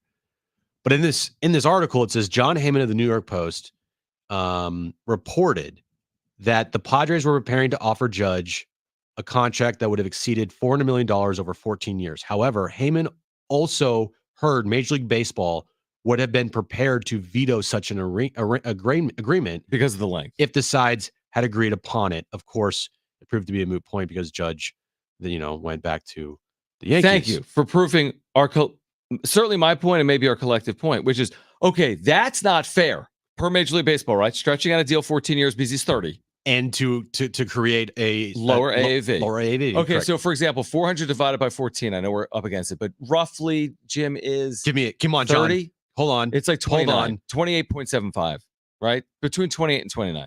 400 divided by 14. Right? 28.5. Okay, thank you. So they're saying that's not fair. Yeah. At 28.5. You but can't do that. But this is a 2. Yeah. Yep. Yeah. Now it's a little different. CBT, they're paying 46. But why is 28.5 at 400 per year not fair, but 46 on a $700 million deal is? And deferring 97% of it to make it so the Dodgers can actually spend money the next 10 years of the deal. All right, on the other side, we're giving away Holiday Bowl Baseball, tickets. man, you got to love it. CBT I know. talk. It's like we talk more about this taxes than the game itself. I mean, baseball, you have a serious problem on your hands, and it's never going to change ever because you guys are so stuck in the mud with all of this stuff. Did you this hear is that, a Rob? Joke. Are you listening, Rob? All right, call right now, 844-570-1360. First 2 callers will be contestants for Trainwreck Radio. The winner today gets tickets to the Holiday Bowl, 44th Annual, Petco Park, Wednesday, December 27th, 5 p.m. All right, so call 844-570-1360. We'll play sports trivia or trivia. Trainwreck Radio. You need to call right now if you want 2 free tickets to the Holiday Bowl, Louisville and SC at Petco Park. The number to call, 844-570-1360. Amazing holiday gift. December 27th. Call right now, 844-570-1360. If you want free tickets, Trainwreck Radio. That's next.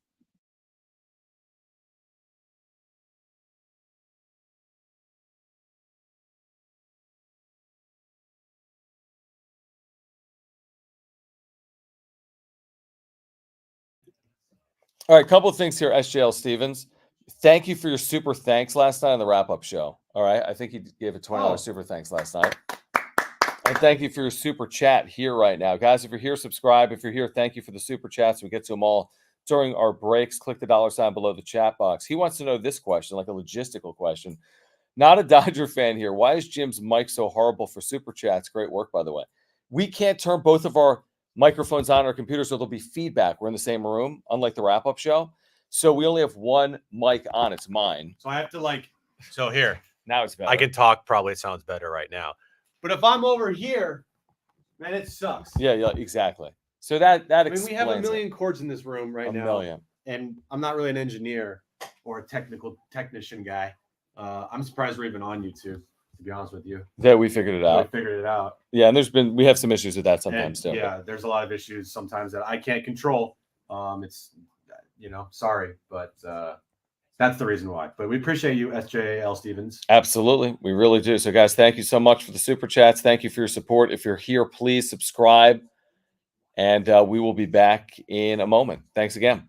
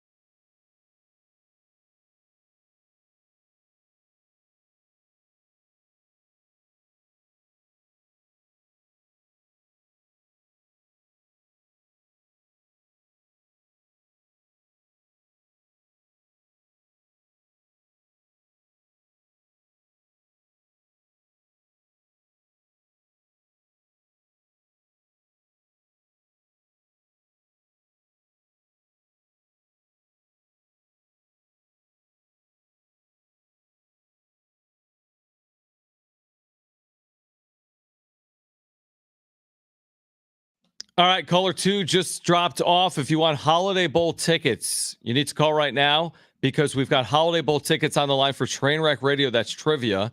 One winner of 2 free tickets to the Holiday Bowl at Petco Park this December between SC and Louisville. Call 844-570-1360 if you want free Holiday Bowl tickets. Call right now, 844-570-1360. That's next.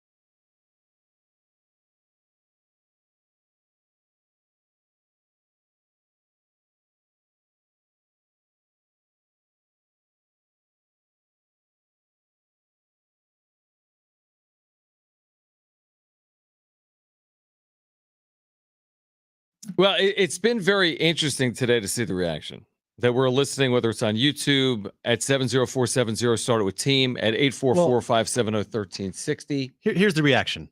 Plain and simple. If you're a Dodger fan, It's great. greatest thing in the world. If you're not so great. If you're not a Dodger fan, what the actual F? So true. That's exactly what this is. It's plain simple. I mean, when it boils down to this, you're a Dodger fan. It's the greatest thing ever. If you're upset about it, you're just a giant baby. You're crying over spilled milk. Wah, wah, cry, cry. You guys don't have Otani. We do. If you're not a Dodger fan, you're like, how is this even possible and legal? And honestly, I've seen a lot of people in the media for other media outlets saying like, whoa, what? I mean, what the Dodgers are doing right here is pretty much avoiding any tax like problems. I mean, they are. You're saying like CBT issues or giving themselves a chance to spend more because they need pitching this offseason? Yeah, they're hold on, where was it? Even Andrew Brandt even chimed in. He said, hold on here. The value, it says the present value evaluation of payments over the next 20 years. I think baseball will value it at about $46 million a year. Okay. Here's the thing. Very helpful to the Dodgers luxury tax calculations. Surprise. Yeah. I mean, Shocker. obviously, when we got the news Saturday, 10 years, 700, let's all be honest with each other. Dodger fan or not, you're thinking 70 a year. That's the first thing I thought. That's what you're not like, thinking, whoa! and they're going to get really cute. Yeah. I mean, the truth is you'd be pissed off too if your friend got a Porsche for 10 grand and you spent 110 on it. Like, how'd you do that? Right? Like, I didn't even want to do that. That's just how life works. And if you're being honest with yourself, and I get it, again, if you're a Dodger fan, no big deal. You're a Dodger fan. So you want Shohei Ohtani and you want it to be favorable terms. For everyone else, you just have to ask yourself, if another team did the same thing, what would you think of it? Mm-hmm. Now, I did see a little graphic on ESPN, and we'll get to the it's called Trainwreck Radio. Trainwreck Radio here in a second. Good start. Mm-hmm. the next player with the largest amount of deferrals in baseball is Rafi Devers with the Red Sox. And how much? So for his $30 million contract, he's deferring $75 million of it. Shohei's deferring. Okay, so he's right. There's no comparison there. No comparison because Shohei's deferring $680 million, 97% of the deal. But again, was this rabbit left out? What's the cliche I'm looking for? Like, was this Pandora box open previously and now taken advantage of fully by the Dodgers here? Probably. They know about the Devers deal. They know about previous deals that have gone on. And the player signed off on it. So that's where I credit Ohtani, man. When he's presented this, and he's sure, the players. It makes sense for the players to sign off. Does it make sense for the clubs? For the Dodgers? No, for the clubs. Does it make sense when they were negotiating this deal for the clubs to sign off on deferred monies? We'll get into it. We need to get to the Trainwreck Radio. Okay. Brent.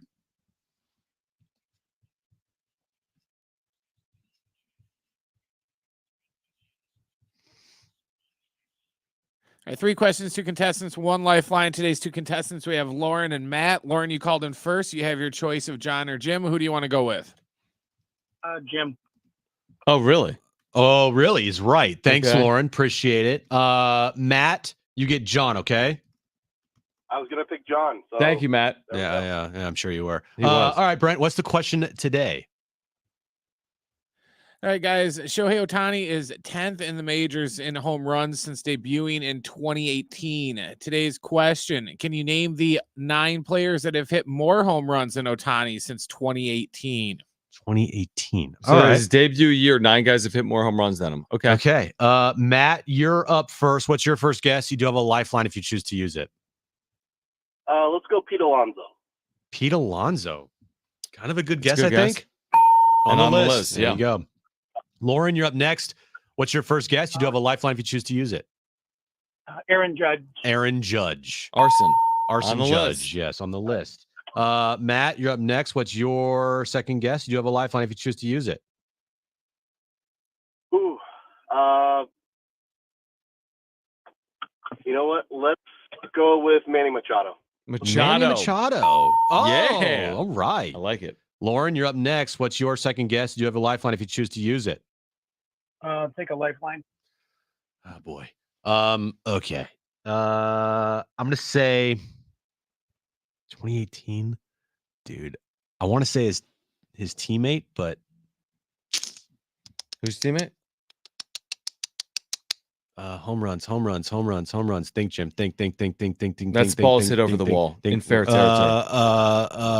I'll take what's his name? I'll take Mike Trout. Mike Trout. Do you take that? Lauren. I like it. Go for it. I'll say no. Because he's hurt. I remember my first time watching baseball. Yeah. Dang it. Jeez. I blanked. Yeah, why don't you say You can't hit it over the wall if you're on IL. why don't you say like Hassan Kim? I'm kidding. All right. Back to Matt for a chance to win it. Is that Yeah. right? Yeah, Matt can win it here. You got the lifeline too. Let's go with the walk-off Matt Olson. Yeah, I was gonna- Olson's oh on the my list. God, I was Ball gonna say game. his name. Thank you. That Oh was my so gosh. easy. That was so Oh simple. my God. Olson I'm so sorry. has hit Lauren. so many home runs. I'm so sorry. What? How could you not get Olson? Oh my. All right, who's on this list? Oh, that's okay. He'll feel real dumb when I read the rest of the list. Yeah. Matt Olson was number 1. Aaron Judge is 2. This Matt Olson's number 1. Yes. Kyle Schwarber Yes. is number 3. Schwarber. Then Pete Alonso. I can never say this dude's first name right. Suarez used to play for the Reds. Eugenio? Yes. Eugenio. I'm not even going to try it because I know I can't say it. Then him, Nolan Arenado, then Manny. Then we got back-to-back Dodgers. So we got Max Muncy and his Hobbit feet and Mookie Betts. Boo. And then Trout was 11th. No, where is Trout? Do you have it or no? Is it on that list? Like a full leaderboard beyond 10? He is number 12. Okay, so he's close. Nah, Even not though he's off. missed like half the games. Yeah, he's not. Jose Ramirez is in front of him. He's got 809. Trout only has 564, so it's not even close. There's a huge gap. 564 what? Oops, that was games. Hold on. okay. Well, you're good. Is Trout on? Where is he? He's still in 12th. Top- I just he's looked in at the 12th. wrong thing. Yeah. All right. On the other side, we caught up with her earlier today. Chelsea Jane's Washington Post on Ohtani to the Dodgers, Soto to the Yankees, and much, much more. Where will Blake Snell potentially land? We'll catch up with Chelsea James from the Washington Post. On the other side, we'll get to the wrap. We have your Aztec Rewind for you, Jim's back page. A ton to get to in hour 3 of Jon and Jim. Don't go anywhere. Let me get to the super. I'm getting to a super real quick.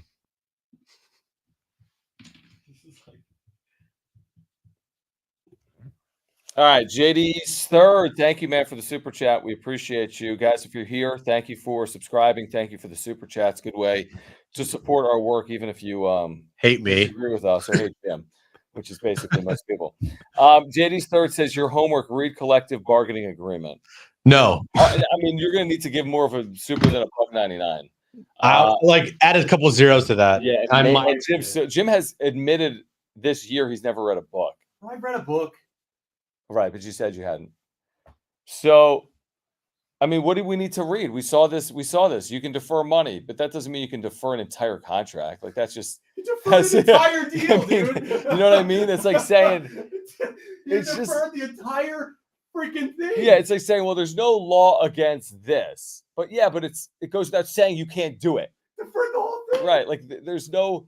That's like saying, like, are you allowed to like bat from both sides of the plate in the same plate appearance? And guys used to like do that, so they had to put a rule in place to like stop it from happening. You get my point. Like it just feels like fishy is my point. And I think everyone agrees with that other than Dodgers fans. I think everyone agrees with that. Deferring 97% of a $700 million deal is fishy. Like, let's be honest. Let's be honest with each other. Anyway, thank you, JD's third. Appreciate your support. We'll be back in a moment, guys.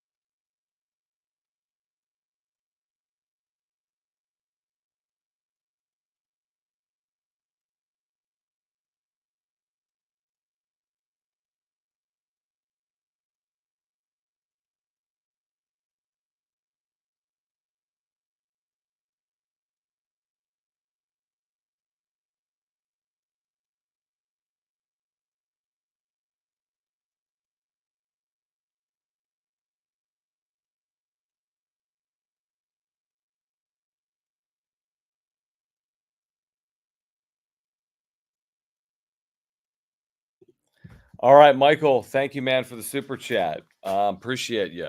Jim's eating Cheetos. I'm having Gatorade Frost. How much that Gatorade? $12? No, it's by the way, a lot of added sugars. Inflation, bro. Capitalism. I deferred it. I deferred it. He says it's bad for baseball. Bonilla reached a settlement to defer the rest of the Mets contract. Otani offered to defer. Totally different situation. But you agree that it's bad for baseball? It's just wild how. Oh, we're on the air. Oh, we'll be back. All right, this update is brought to you by Staples Stores.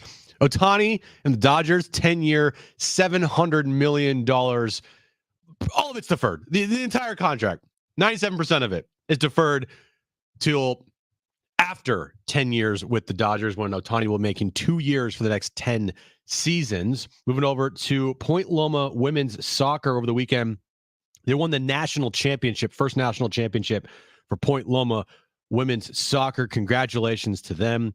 San Diego State beat UC Irvine over the weekend on a game winner by Micah Parrish. From the Padres Dodger season. Oh, Dodger.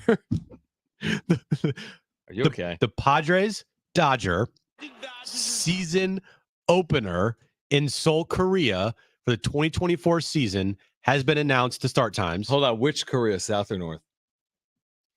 3 a.m. Pacific. Did you know both games for the start of the 2024 season? This update's brought to you by Staples. South Korea, idiot. Getting close to that time. Yep, that time. Quitting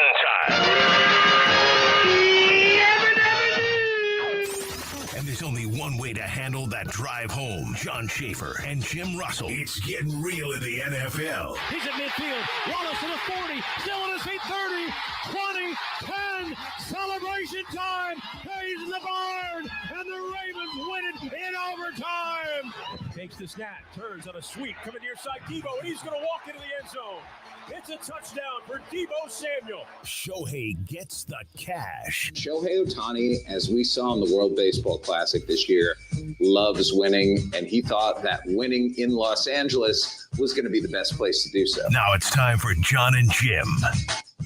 All right, San Diego and Southern California, what's going on? It's been an interesting couple of hours here on Jon and Jim. We appreciate you. Very hectic.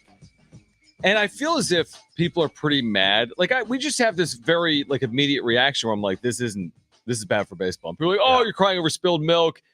What are you talking about? Look, if you're a Padres fan, you should be mad. If you're a Giants fan, you should be mad. If you're a Diamondbacks fan, about the you should be deferral mad. or about him ending up in LA? Both. Right. The LA thing's fair and square. It's free agency. Yeah, it's sports. If a team that you hate or is in your division, a rival of your team, ends up getting one of the best players in the sport via free agency or trades, that's going to make you upset. That's what sports is. Why should I expect, and why should any of you expect, a fan of another team that's not the Dodgers, should be happy about this? Because now the Dodgers are going to be directly in your way, potentially, of a World Series, even though they're a bunch of frauds, and every time they make the postseason for the last decade, minus the 2020 Mickey Mouse year, they end up choking. So Jim is just throwing maybe it's not on the worst thing in the world, honestly, because at the same time, they're just going to end up probably choking anyway, and it's going to be that much more ridiculous and satisfying when you see the Dodgers end up losing in the postseason to a team that won 83 games in the regular season and is completely inferior payroll wise to them. It might make it that much sweeter when the Dodgers lose now. But on the first initial glance, seeing Ohtani go to the Dodgers, you're going to be upset about it. It's freaking sports. Give me a break. I was upset about it because you're like, wow, this Padres offseason is a disaster.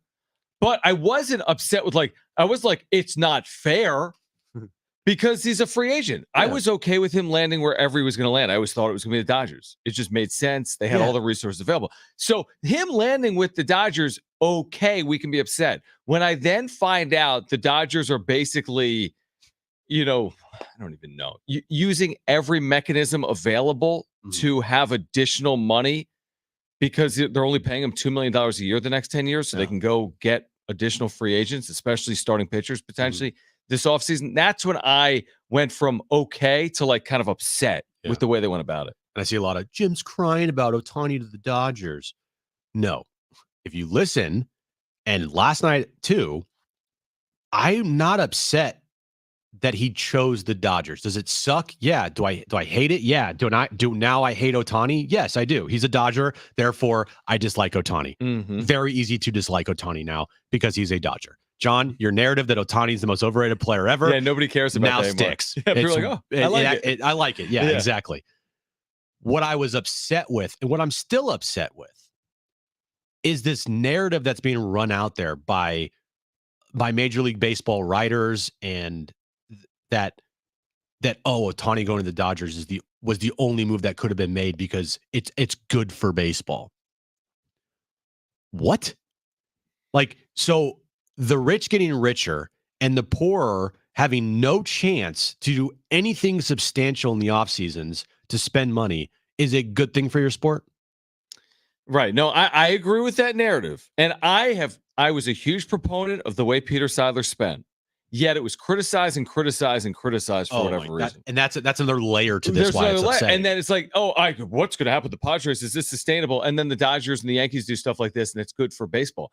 But like the additional layer is, and you could argue whether I'm fine with the way that baseball's been constructed the last 50 years in free agency. I understand there's I understand it's out of whack, and it's set up for the power system is set up to benefit Boston, New York, LA, Chicago, right? San Francisco. Yeah. And there's honestly, 6 or 7 franchises. Yeah. That it benefits. So, okay, that's been going on for forever. But now you add in this additional dynamic where Shohei Ohtani, the most marketable player ever, arguably one of the great players in the history of the game, is making less than Kyle Higashioka in terms of what he's going to be paid in 2024. And you tell me that that's right.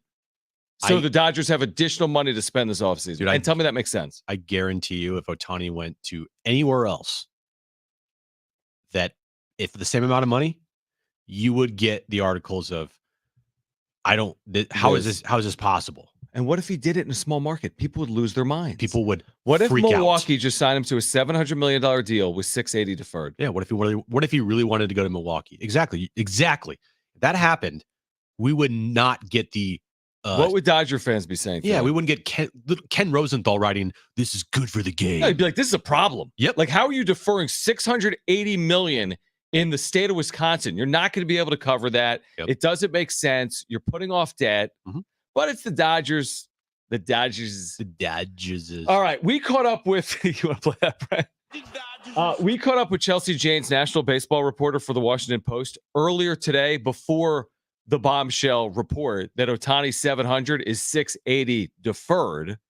But we still started the conversation, of course, talking about Shohei Ohtani, and to get her immediate reaction, her thoughts on Shohei Ohtani to the Dodgers and the terms. I think the Dodgers was not surprising. It felt not inevitable, obviously, but just like, sure, that makes sense. The number was high. I felt like nothing was going to surprise me, but 10 for 700 surprised me. I had heard people speculating 13 years at 50 million or something, but yeah, 10 at 70 is a big number. Yeah, it's a massive number. And the sentiment out of baseball from a lot of people are that Ohtani to the Dodgers is good for the game. Do you agree with that notion? And if you do, why? I just don't think there's a world in which Shohei Ohtani is bad for the game. You put him in Colorado and all of a sudden we're happy to watch Rockies games again. I mean, it certainly is nice that he'll be on a team that gets to the playoffs more often. And that way I think it's great for baseball. But he's such a special player, and it didn't feel like any of the actual viable suitors would have been a bad landing spot for that guy, because no matter what, he's different, and he's good for baseball as he is, no matter where he is. This is more of a kind of a hypothetical, and it's not really to you specifically, but I'm curious to get your thoughts on it, Chelsea. Like, why is it sometimes we see that when the Dodgers or Yankees make a move, that the perception is, hey, this is what's right for baseball, or, this makes sense. But when a team in a smaller market, for example, what San Diego did for 3 or 4 years, now things are changing. But when San Diego was kind of doing things unconventionally, spending money like they did on Manny Machado's contract or trading for Juan Soto, some people talked about whether that was good for the game or not. Why is that? Well, first of all, I think baseball, the baseball universe in general is very protective of baseball and likes to tell you what's good and bad for baseball. So there's just a tendency there to kind of make that the focus of every conversation. I think in the Padres case, like maybe industry people, maybe kind of high level media people were wondering, how sustainable is this? Which I think is sort of a fair question. But to me, like there's anyone arguing that that wasn't great for baseball is just not worth listening to. I mean, it's incredible that they were able to do that, that they've got the contracts they still have there, that this team in this market has made baseball such a priority. Like, I don't know why people seem to resist that. I don't know if it's because they think it can't last, but maybe that should be something we treasure even more. I think we're just used to seeing those big teams, the Dodgers, the Yankees. It's like the natural order of things. You know what to expect when they're good. You hate them, you want them to lose, you root for the underdog, but they're consistent. And I think something about that getting upended makes everyone feel uncomfortable. But it shouldn't, because I think, what the Padres did was good for baseball. And the part that was bad about it, in my mind, was people telling them they shouldn't do it, because that makes no sense. No, yeah, I completely agree with you there. The other big move that happened this week before the Otani move here in San Diego, Juan Soto getting traded to the Yankees. Your reaction to that deal and how that went down, and this, the amount of players the Padres got back for Juan Soto. I think they made a pretty good deal. In the Padres did. I think Soto will have a big year in New York and go get paid. And if they weren't going to be able to pay him in San Diego, then that's a good move. I think the thing that remains to be seen there is like, can AJ Preller build you a roster that works as one, instead of bringing in a lot of really highly talented people that don't? And for whatever reason, the number of people that have come through there, Bob Melvin, Soto, all the managers, there's just something has never clicked. Even when they got to the CS, I think you could argue that something there has never clicked. And when in talking to people, and you guys know this better than I do, often it just feels like the roster is made for what AJ Preller thinks is right in this moment, and that there isn't a willingness to kind of see long term, build long term, be patient here so that something can develop there. And maybe this is it. Maybe kind of taking a step back here, but not going all the way back, gives him a chance to kind of rebuild and learn some lessons and do better. I don't know, but I think if they feel like they weren't going to sign him, they had to trade Soto. And now the question is, can you revamp this roster on a budget? Which I don't know that he's done with great success in the past. Yeah, I think that's really well said. Chelsea Janes is with us right now. Jon Jim, national baseball reporter for the Washington Post. We're talking about Ohtani and Soto. And to follow up on Soto to the Yankees, do you think the Yankees are making a trade like the one they made without a long-term plan? Are they looking at this as 2024 or bust, or do they envision keeping him long-term? I would bet, if I am the Yankees, that I'm thinking of it in terms of, if he is successful in New York, we're going to make him a part of this long term, or we're going to bid on it. I think it might be easier to answer that question from like the Juan Soto, Scott Boras side, which I think is he gets a year to prove he can play in New York and then have the Mets and Yankees bid on him.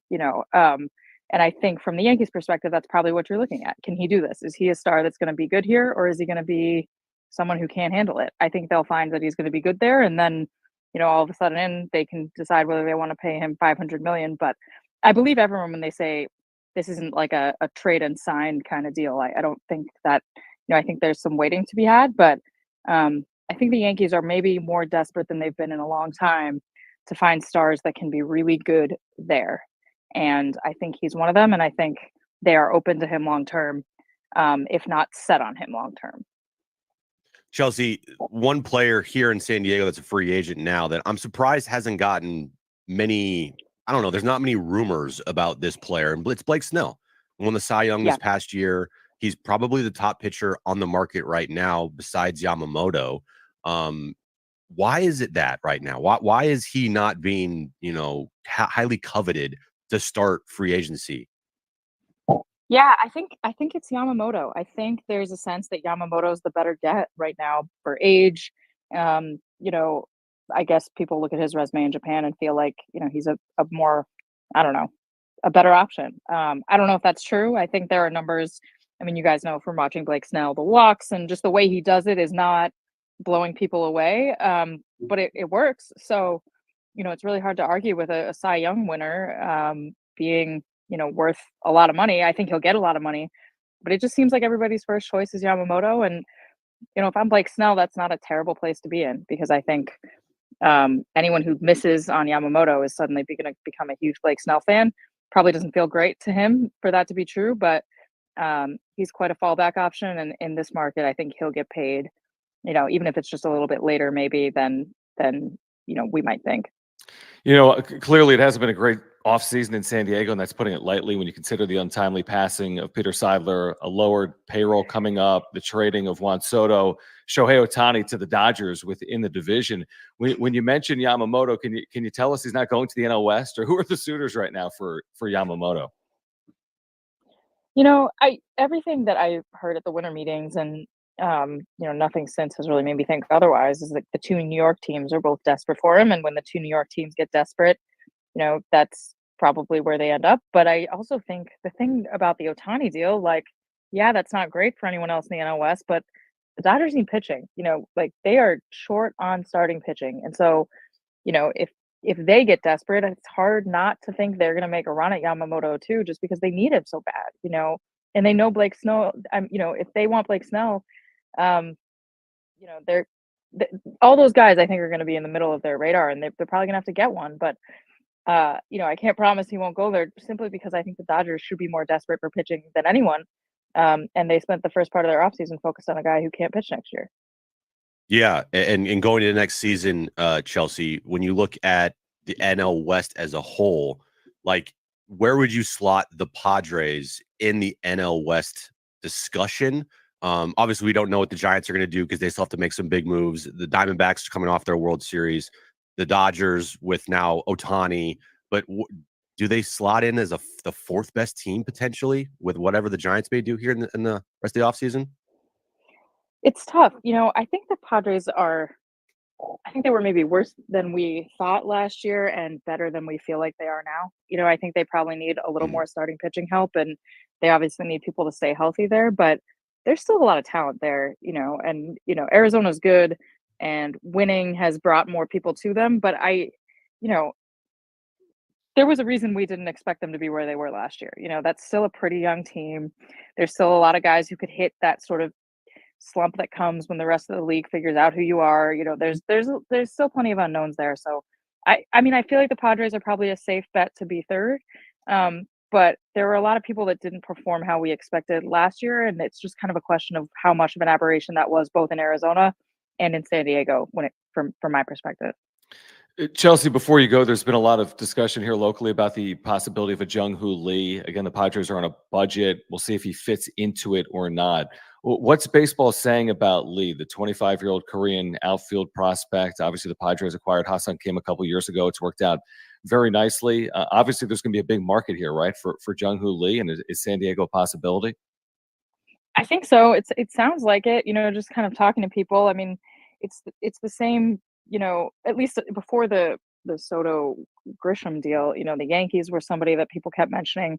I think it makes a lot of sense. I don't know how high that bidding will go, but I don't think he's going to be the kind of player that the Padres are priced out on necessarily if they really think they want him. So he makes a lot of sense there, and a lot of really sort of credible organizations seem to be pursuing Lee. So that is sort of how I read that, is if those guys think he's good enough, then he probably is. And I don't think there's any reason to think the Padres would be totally out on him, both financially or otherwise. I think he makes sense, and they need some help still. So they've got to bring in somebody.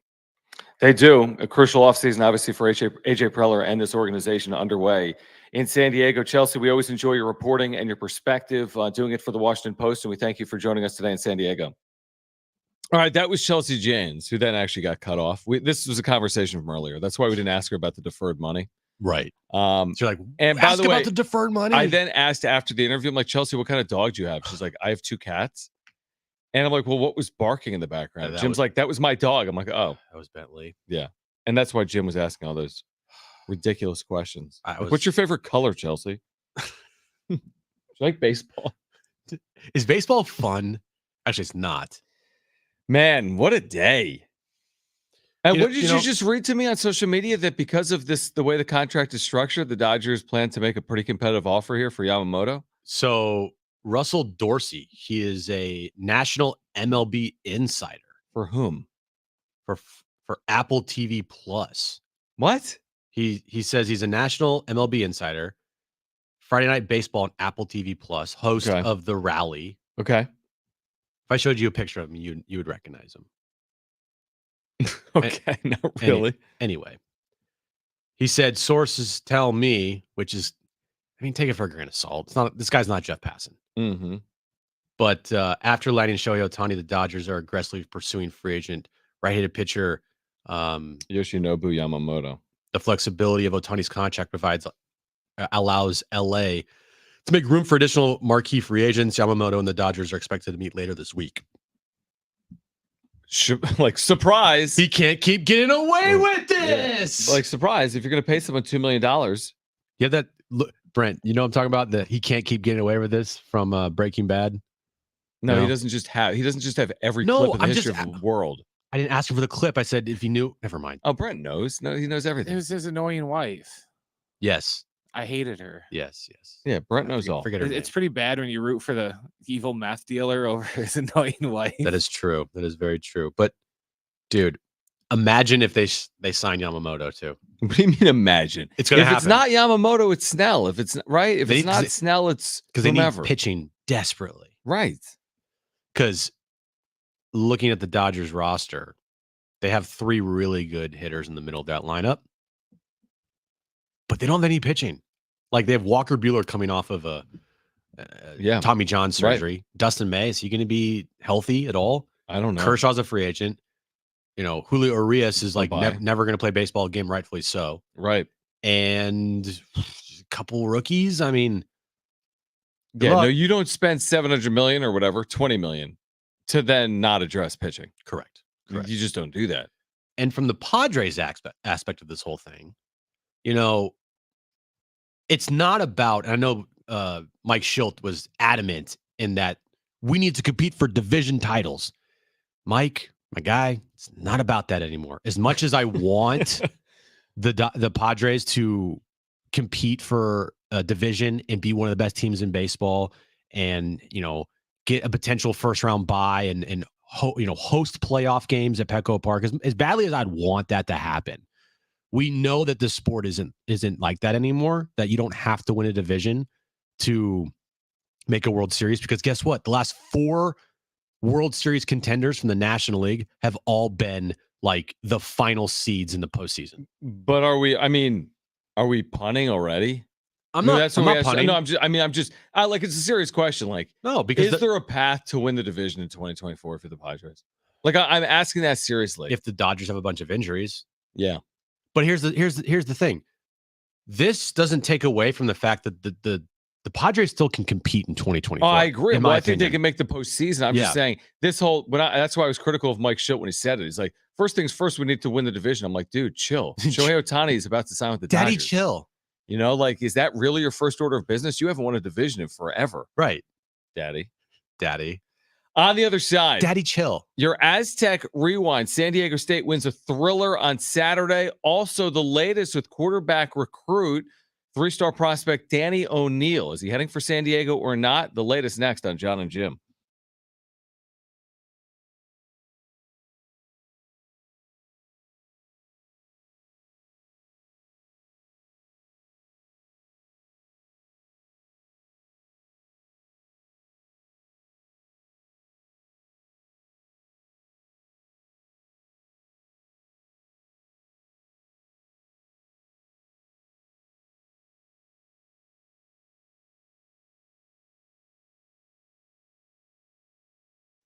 Hey guys, it's Schaefer. As you know, the year's almost over. You know, San Diego, among the most expensive cities in the country. You might need cash for the holidays. You might want to be credit card debt free for the new year. You can call Loan Pronto today because their Express Equity line of credit can get you $20,000, $50,000, or $100,000 in as little as 5 days. You've got a ton of equity in your home, and Loan Pronto can help you turn that equity into cash because you can access up to 95% of your home's value, and then you can use the money to pay off all your credit cards or pay off personal loans, or install solar panels, or do any home improvement project. You can get the money you need now and still keep your primary mortgage intact, so your 3% rate is protected. And with Loan Pronto's Express Equity Line Program, 90% of the time, there's no need for an appraisal, so you can get your money super fast. Get the holiday cash you need or pay off all those credit cards before the new year.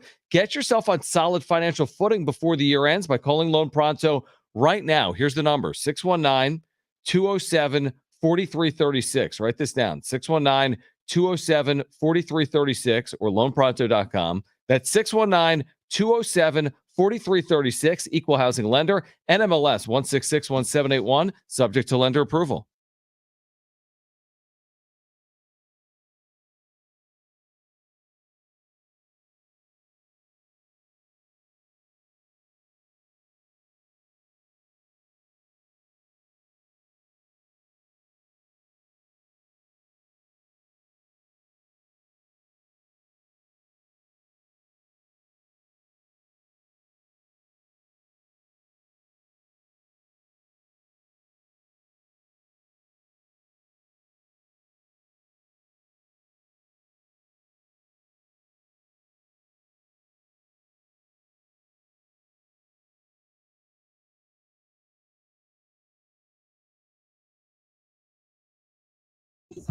All right, catching up on some super chats here, guys. Thank you for your support of the channel. We really do appreciate it. Please subscribe if you're here.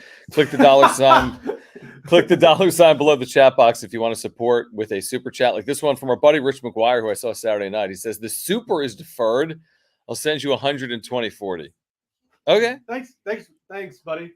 I'm Appreciate you, Rich. gonna screen grab this, Rich. I'm gonna ask for it. Yeah, 2040. I'll get back to you. JD Gatcher wants to know if we have thoughts on Bronny's SC debut. Glad he's healthy. What did he score, Jim? We looked it up last night. 4 points, a couple of rebounds, a couple of assists, 16, 17 minutes, and an overtime loss to Long Beach State. Yeah. Hit a three. An amazing block. Looked exactly like his dad. Hit a Right. three-pointer, free throw, a couple rebounds, a couple assists. I mean, they've had some tough losses. Irvine at home, Long Beach State at home. Yeah, I don't know. You The know, problem with that is like a lot of those kids on that team are going to just go to the NBA next year, so they're not going to have time to build a team. yeah, right. Collier could be a top overall pick. You got Yeah. Bronny. If they stay together for like 3 years, they could be a really good team.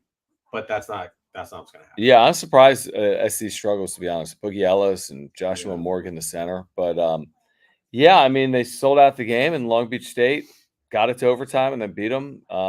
So good to see him healthy, though. I mean, it really is good to see him healthy. It'll be interesting to see how he plays over the couple of months. And is there enough for him to? I mean, he's clearly one and done because he wants to play with his dad. He's clearly going to the NBA. But the problem is, he's got to play. You got to show something. Yeah, like- yeah. Does he have to show something as LeBron's son? I mean, yeah, I think so. Probably. I would bet he doesn't go. I don't think he goes to the NBA after this season. Really? Because of the health situation, only playing a half year? Yeah. I think people are going to advise him to stay one more year. Yeah, you'd be like, the guy, you average 5 points a game. Like, Yeah. I mean, if he goes and plays full season next year, or does he turn professional? Does he play and he elsewhere? averages like 13 points a game, 14 points a game. Like, Yeah. I don't know. I don't know, man. And just all that matters is that he's healthy. So that's good. All right. Thank you, JD Gaucho. We'll be back in a moment.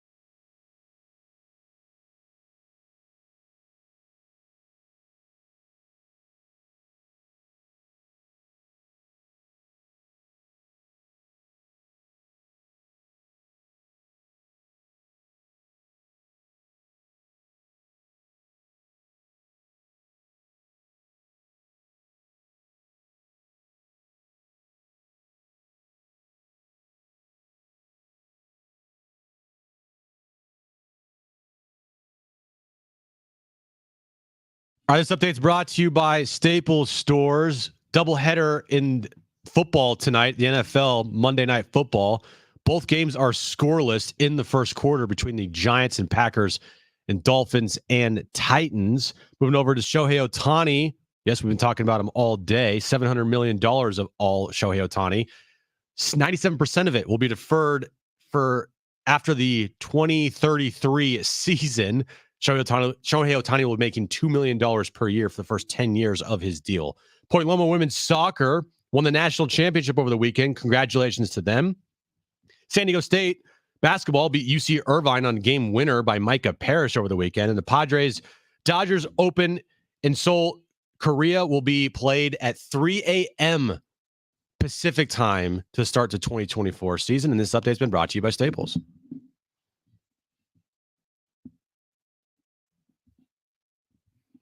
What are you doing? What are you doing? I'm trying to tell Brent something. Wait, why you turn? Okay, then then I would turn your mic off. All right, ready? I would have done it. Ready? One, Yeah. two. Tell him something. Okay.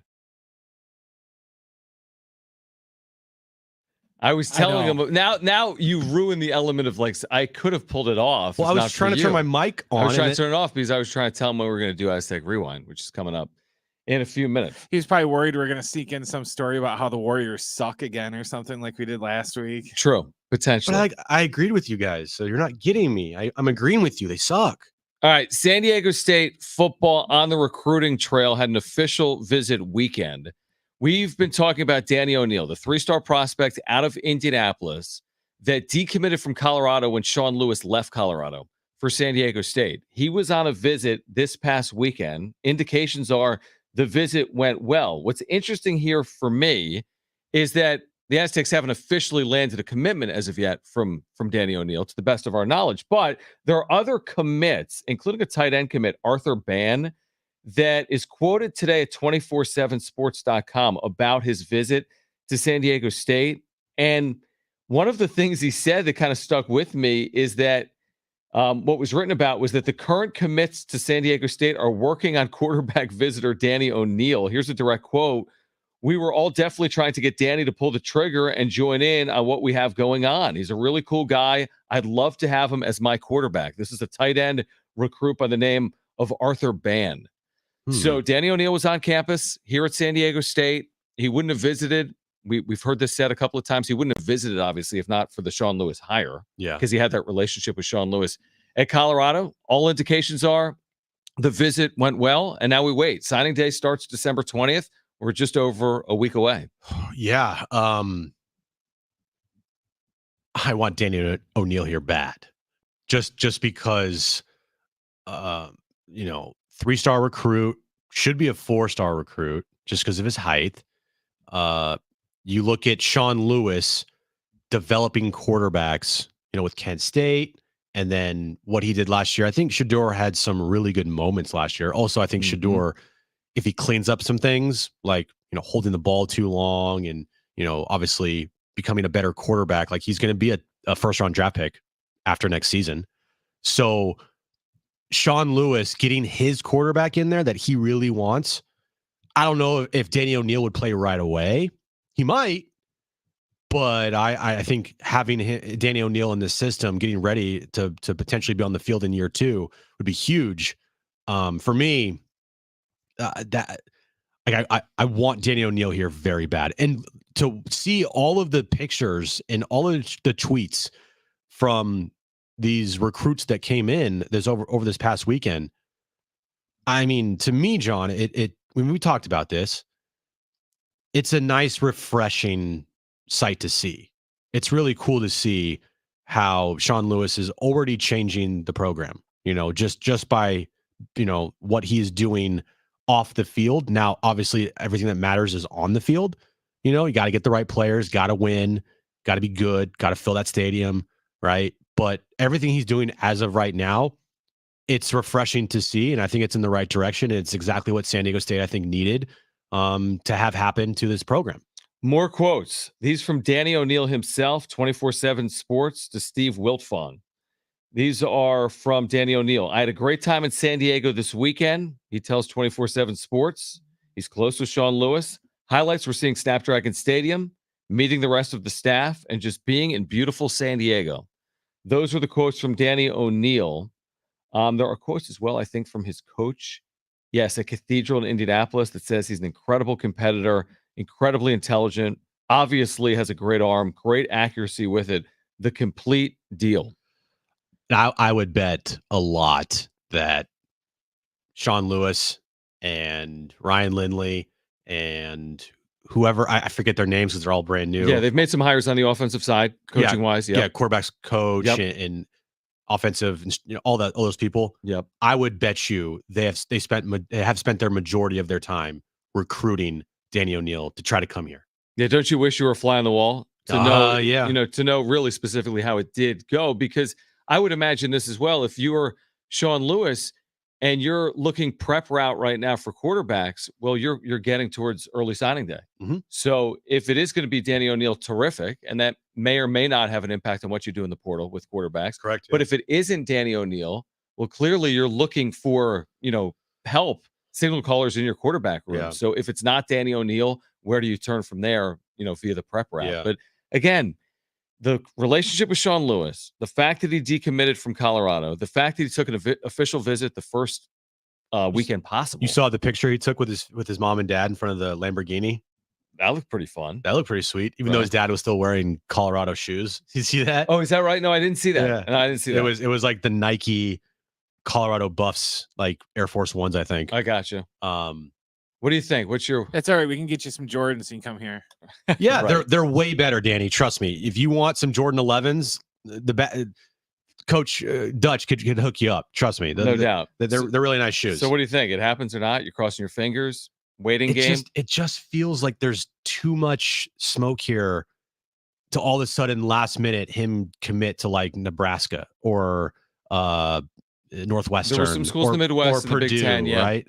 It would just feel like looking at his social media page, the amount of things that he has liked from San Diego State football and retweeted football, and then decommitting from Colorado the day before Sean O'Neill is announced as the Aztecs head coach. Like, doesn't it feel like all the dots are lining up for him to officially commit here in potentially the next week or two?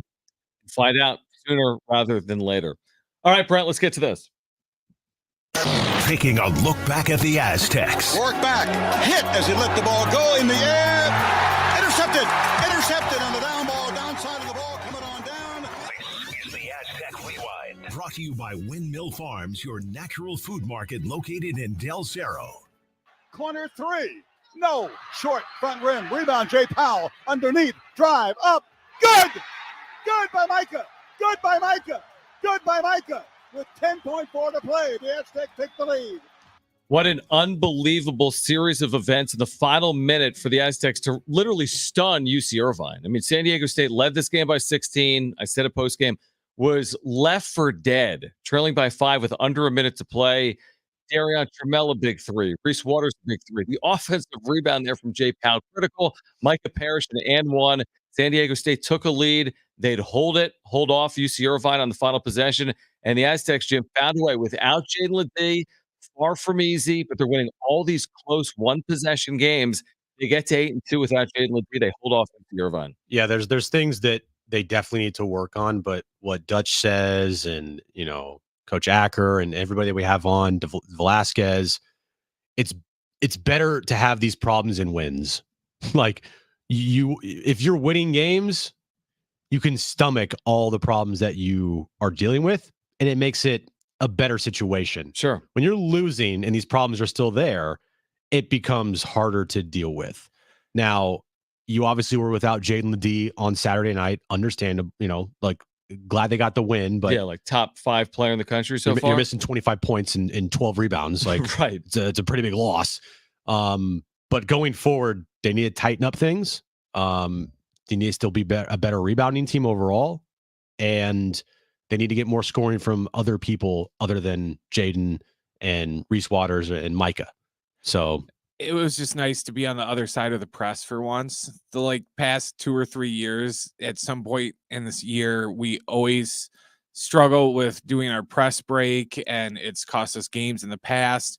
And Saturday, we had that huge steal on the press, so it was nice to just be on the other end of the shoe, opposed to always being the one, getting caught in the press. And so that was a nice change of events for us. And San Diego State, I mean, they're finding ways to win close games. They're doing it going back to obviously the second half of last year as well. And I will say this, without Jaden Ledee, and of course you want him to play every single game, we did see the emergence of Jay Powell. Yes. Who scored 15 points. Huge. And I think his play moving forward, especially off the bench, is going to be critically important for San Diego State. You could argue he had the biggest moment of the game, his offensive rebound before Micah Parrish.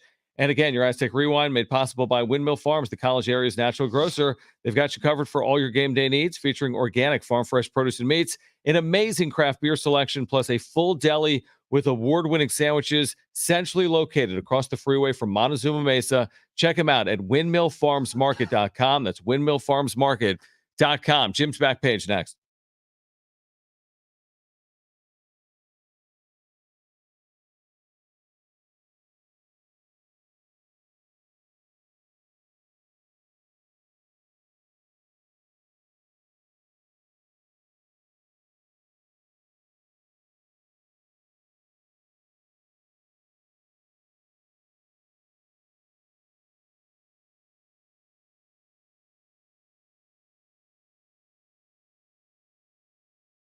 All right, speaking of Windmill Farms, we've been telling you about them throughout the course of the fall into the winter here.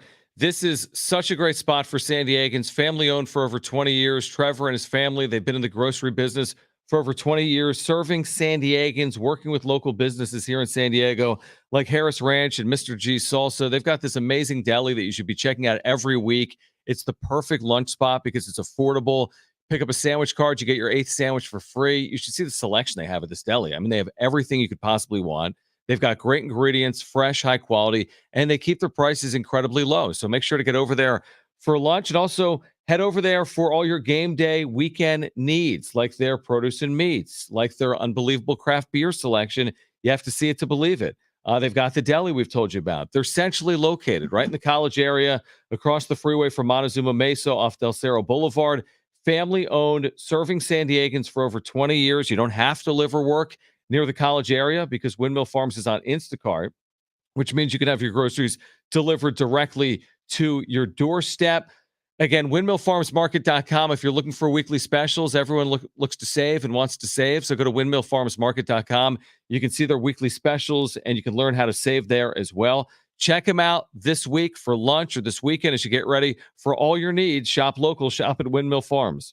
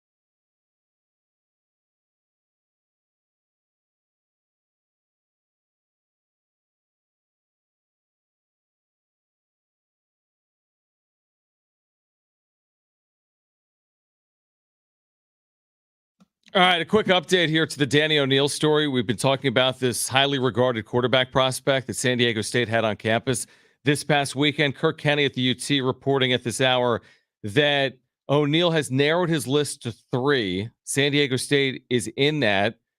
It is the Aztecs, Northwestern, and Miami of Ohio. Finalist for Danny O'Neill. He says the decision will come before December 20th's signing date. That's 9 days away. So Danny O'Neill was here this past weekend, spoke very positively of his experience in this article in the Union Tribune. He's down to San Diego State, Northwestern, coming off a good year with an interim coach. They went 7-5, and then Miami of Ohio in the MAC. Jim, did you know that Miami was in Ohio? No. You know, the that's Canes? that's where the Dolphins play. Oh, they do. Cool. Right, exactly. So, just real quick, doing some investigative reporting here. Okay. Looking at his Twitter account, see if I can get any clue onto where he might go. Yeah, you're such a stalker. I was just going to say, you call it investigative journalism. We call it stalking. Teach This their is own. what you do on social. I agree. Yeah, it's what people do. I don't see anything from Northwestern or Miami of Ohio linked on his Twitter account. Anything that's on his Twitter account is basically retweets from other, like, about other players receiving offers, and all of his likes are the same thing. Like, the last like he had was yesterday from Daren Hagen. Daren Hagen. Yep. Who we just had on today. Right. Aztec running back coach. And then one of his other likes is from San Diego State football at Viejas Arena from Sean Lewis. A couple other likes from other players that are announcing, like, hey, I'm visiting this place or visiting that place, but nothing as far as like Northwestern school or football or anything like that. It's all San Diego State stuff that he's liked. So yeah, it's interesting. I would, at this point in time, just from looking at his social media, because he's pretty active. Like, he definitely likes stuff and retweets a lot of stuff. And he even tweeted out a picture of official visit, graphic to San Diego State. At this point in time, I would be shocked if he doesn't pick San Diego State. To be honest with you, because I don't see anything on his page about Northwestern or Miami of Ohio. Yeah, I mean, the quotes are encouraging. He said, just, again, seeing San Diego, what it has to offer, beautiful city, beautiful campus, good school. So definitely checking a lot of boxes. So we'll wait and see on Danny O'Neill. I'm so nervous. Yeah, I mean, these are important decisions. Sean Lewis told us, right? He's like, and everyone knows this with football, but he's like, it's everything. Quarterback play is everything, from a leadership position to what it means in my offense. And we understand this as football fans, but it's critically important. Aztec fans want to know, who a potential next quarterback could be for San Diego State. All right, before we get out of here, we're not doing Jim's back page. You wanted to say, we haven't even mentioned Patrick Mahomes Gate. I know. That's a problem. Sore losing, right? That dude, so bad. You look so bad, Patrick. The fact that it wasn't just like he was a little offsides, it was that he was literally half his body. He was offsides. Is offsides. He was offsides. He was. It's a blatant rule. Okay. Do the refs call it all the time? No, they don't. The flag went up immediately because he was offsides. Right. It's been called 11 times this year. Here's the thing. Is that it? Yeah. Okay. 8 of those times have been Eagles offsides when they do the tush push. Is that right? Yeah. Wow. Yeah. Okay. Yeah. So it's only been called a few times all year. Yeah. That's crazy. So if it's like not egregious, then okay. Like if it was like you're saying like an inch, but this is more than an inch. There was angles that showed Tony. I saw that. Tony was like so far off the ball. I saw that. So far off the line of scrimmage. It's crazy. He was like a foot or two, right? Basically, he's like a foot or two offside. And the ref threw the flag, like you said, before. Right. So he didn't know that Travis Kelce was going to probably make one of the greatest players in NFL history. He threw it because the guy was offsides. Crybaby. You got benefited in the Super Bowl last year from a horrible call. Not really horrible, but a call that you are proclaiming that you want that teams to just play. Right. Yet you get docked here, and the way that he came off looked really bad for Patrick. Really, really, really, really, really bad. Crybaby. By the way, I just got a text from Kirk Kenny saying it should be Miami, Florida in his article. Oh, okay. Well, that does maybe potentially change things. Typos happen. Interesting. Okay. That does make a lot more sense than Miami of Ohio. Now, it made sense. No, it made sense just being in the Midwest, to be honest. I thought it made sense, but that is a plot twist.